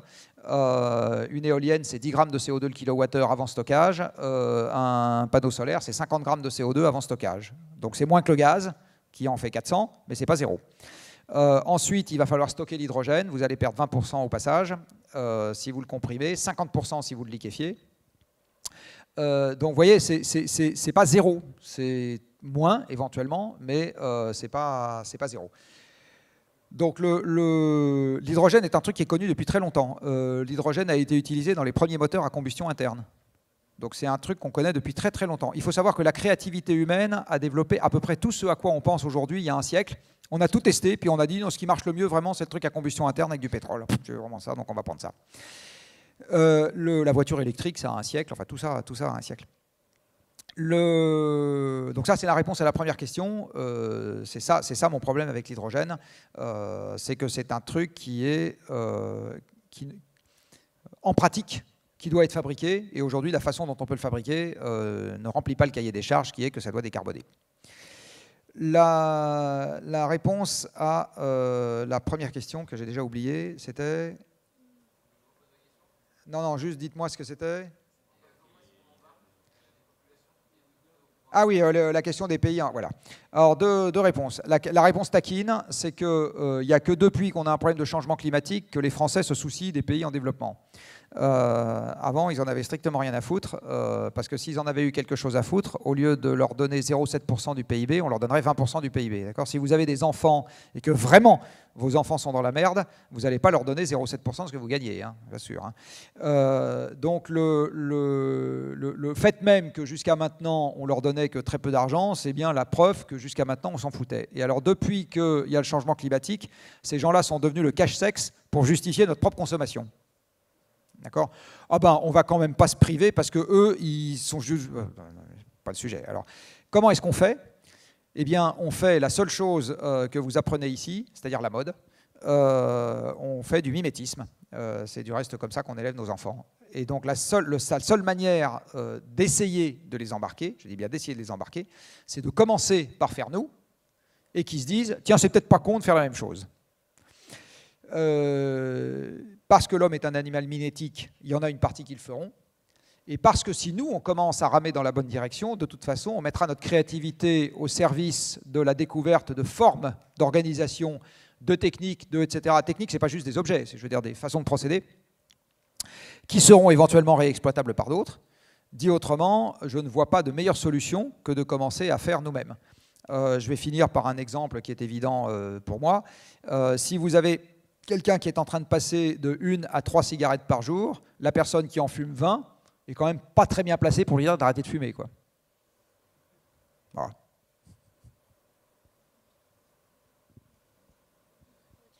Bonsoir, je m'appelle Noémie, je suis une ancienne d'HEC. Je suis revenue spécialement à Jouy pour la conférence. J'ai une question qui est d'ordre presque conceptuel. Quand vous disiez que la diminution des émissions de CO2 n'était pas compatible avec une augmentation du PIB, vous ouvrez aussi la porte vers la décroissance. Et de mon humble compréhension, aujourd'hui la décroissance c'est plutôt un anti-modèle. On nous dit ce qu'on ne doit pas prendre comme variable d'amélioration des choses. Est-ce que vous voyez ou vous conceptualisez un modèle qui est à des variables qui sont acceptables d'augmentation de la qualité de vie et de diminution de l'exploitation des ressources naturelles? Et le cas échéant, est-ce que vous voyez des façons de transitionner vers ça? Comment on fait? Parce qu'aujourd'hui, on est un peu dans une impasse de mon point de vue. Alors, la décroissance, pour moi, est un élément du cahier des charges. Ce n'est pas un souhait, dit autrement, ce n'est pas un projet de société, c'est une contrainte, mais je pense que la contrainte, on va l'avoir. Je le redis, dans un monde où c'est les machines qui produisent, si vous avez moins de machines qui produisent, vous avez moins de production et donc vous avez moins de PIB. C'est aussi bête que ça. Et comme la première question qu'on m'a posée, c'est est-ce qu'on ne pourrait pas avoir finalement autant de machines qui produisent avec une énergie décarbonée? Et j'ai répondu non, moi j'y crois pas. Enfin, les calculs d'ordre de grandeur que j'ai faits montrent que je ne crois pas que ce soit possible. Ça veut donc dire que si on diminue rapidement la quantité d'énergie fossile qu'on utilise, ça veut dire qu'on diminue la quantité totale d'énergie qu'on utilise. Et donc ça veut dire qu'on diminue le parc de machines en fonctionnement qu'on utilise. Donc on baisse le PIB. Est-ce qu'on peut y échapper? Ma réponse donc, est non. Est-ce que ça doit être vendu en tant que tel? C'est-à-dire qu'on doit dire aux gens décroissance, levez-vous tous et dites décroissance, c'est génial. Non, j'y crois pas une seconde. Par contre, ce que je crois, c'est que ceux qui ont la charge de la conduite des affaires doivent à partir de maintenant essayer de trouver des moyens de donner espoir aux gens dans un contexte dans lequel par ailleurs il ne va pas y avoir plus de moyens. Donc c'est un exercice beaucoup plus difficile que d'essayer d'enchanter les foules quand il y a un rap de sucette pour tout le monde, c'est très clair. Ça renvoie également à la question qui a été posée tout à l'heure de l'offre politique. Ça veut dire qu'aujourd'hui, les généraux de cette guerre, ils n'existent pas, hein, c'est pas ou pas encore. Mais c'est évident que c'est ça les éléments du cahier des charges. Alors si on en reste à la partie comment est-ce qu'on s'organise au mieux dans ce genre de contexte, parce qu'il y a cette question-là aussi dans celle que vous m'avez posée, eh bien la réponse c'est on commence à essayer de demander à un certain nombre de gens de réfléchir à la question. Et donc moi un truc que j'adorerais, c'est qu'au lieu que 100% des économistes qui font de l'économie conceptuelle ne pensent qu'à une seule chose qui est comment on fait revenir une croissance alors que ça ne dépend pas d'eux, ça dépend juste de la quantité d'énergie qu'on a, qu'il y en ait une partie qui commence à se creuser la cervelle pour savoir comment on fonctionne au mieux dans une société qui est en contraction. Voilà, ça m'intéresserait un peu plus. Dit autrement, on ne postule pas qu'il ne dépend que notre volonté de faire revenir le PIB, enfin la croissance du PIB, parce que ce n'est pas de ça que ça dépend. On postule qu'il va baisser. Et à ce moment, la question, c'est comment est-ce qu'on s'organise au mieux. Alors, il y a un truc, par exemple, j'ai utilisé l'expression pour la première fois il y a quelques semaines, là, mais qui illustre un truc qu'il faudrait faire dans ce genre de contexte, par exemple, c'est une hiérarchie des renoncements. Est-ce que dans ce genre de contexte, vous préférez abandonner votre abonnement à Netflix ou vous préférez abandonner 1 degré dans votre logement, ou est-ce que vous préférez abandonner... Enfin voilà, vous comprenez, c'est bon. On n'a strictement aucune aujourd'hui manière de gérer ça, parce qu'on a zéro travail conceptuel sur la question. Et encore une fois, je ne parle pas d'en avoir envie. Je parle de comprendre comment on s'organise au mieux dans ce monde-là. Quand les astronautes sont allés sur la Lune, il y avait comme élément dans le cahier des charges qu'il n'y a pas d'oxygène dans le vide, et donc on essaye de se démerder de telle sorte qu'ils restent vivants quand même. Bon, et ils restent vivants dans des conditions qui sont quand même un peu moins sympas que quand vous allez en vacances au bord de la mer. Donc il faut absolument qu'on ait des gens qui comprennent, qui réfléchissent sur comment est-ce qu'on peut s'organiser au mieux dans ce genre de monde. Et aujourd'hui, cette discipline reste à inventer. Elle n'existe pas. Et quand vous en parlez à des économistes en leur expliquant qu'ils devraient peut-être commencer à se pencher sur la question, ils vous rigolent au nez comme si vous aviez bu une demi-bouteille de whisky, quoi. Ça n'intéresse personne pour le moment. Mais c'est un drame. Enfin, je veux dire, ça a beaucoup de valeur de faire ça. Alors, nous sommes obligés de clôturer la conférence et arrêter les questions pour des contraintes de temps. Et vous pourrez vous diriger vers le buffet si vous avez d'autres questions.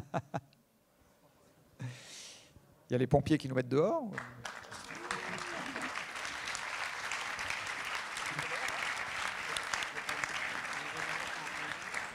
Moi, j'ai tout le temps qu'il faut. Moi, j'ai pas de train à prendre, hein, donc si les pompiers nous mettent dehors, ils nous mettent dehors, mais sinon, moi, j'ai pas de train à prendre. Hein, donc, Il y a un cocktail à la sortie si vous voulez poser des questions en personne.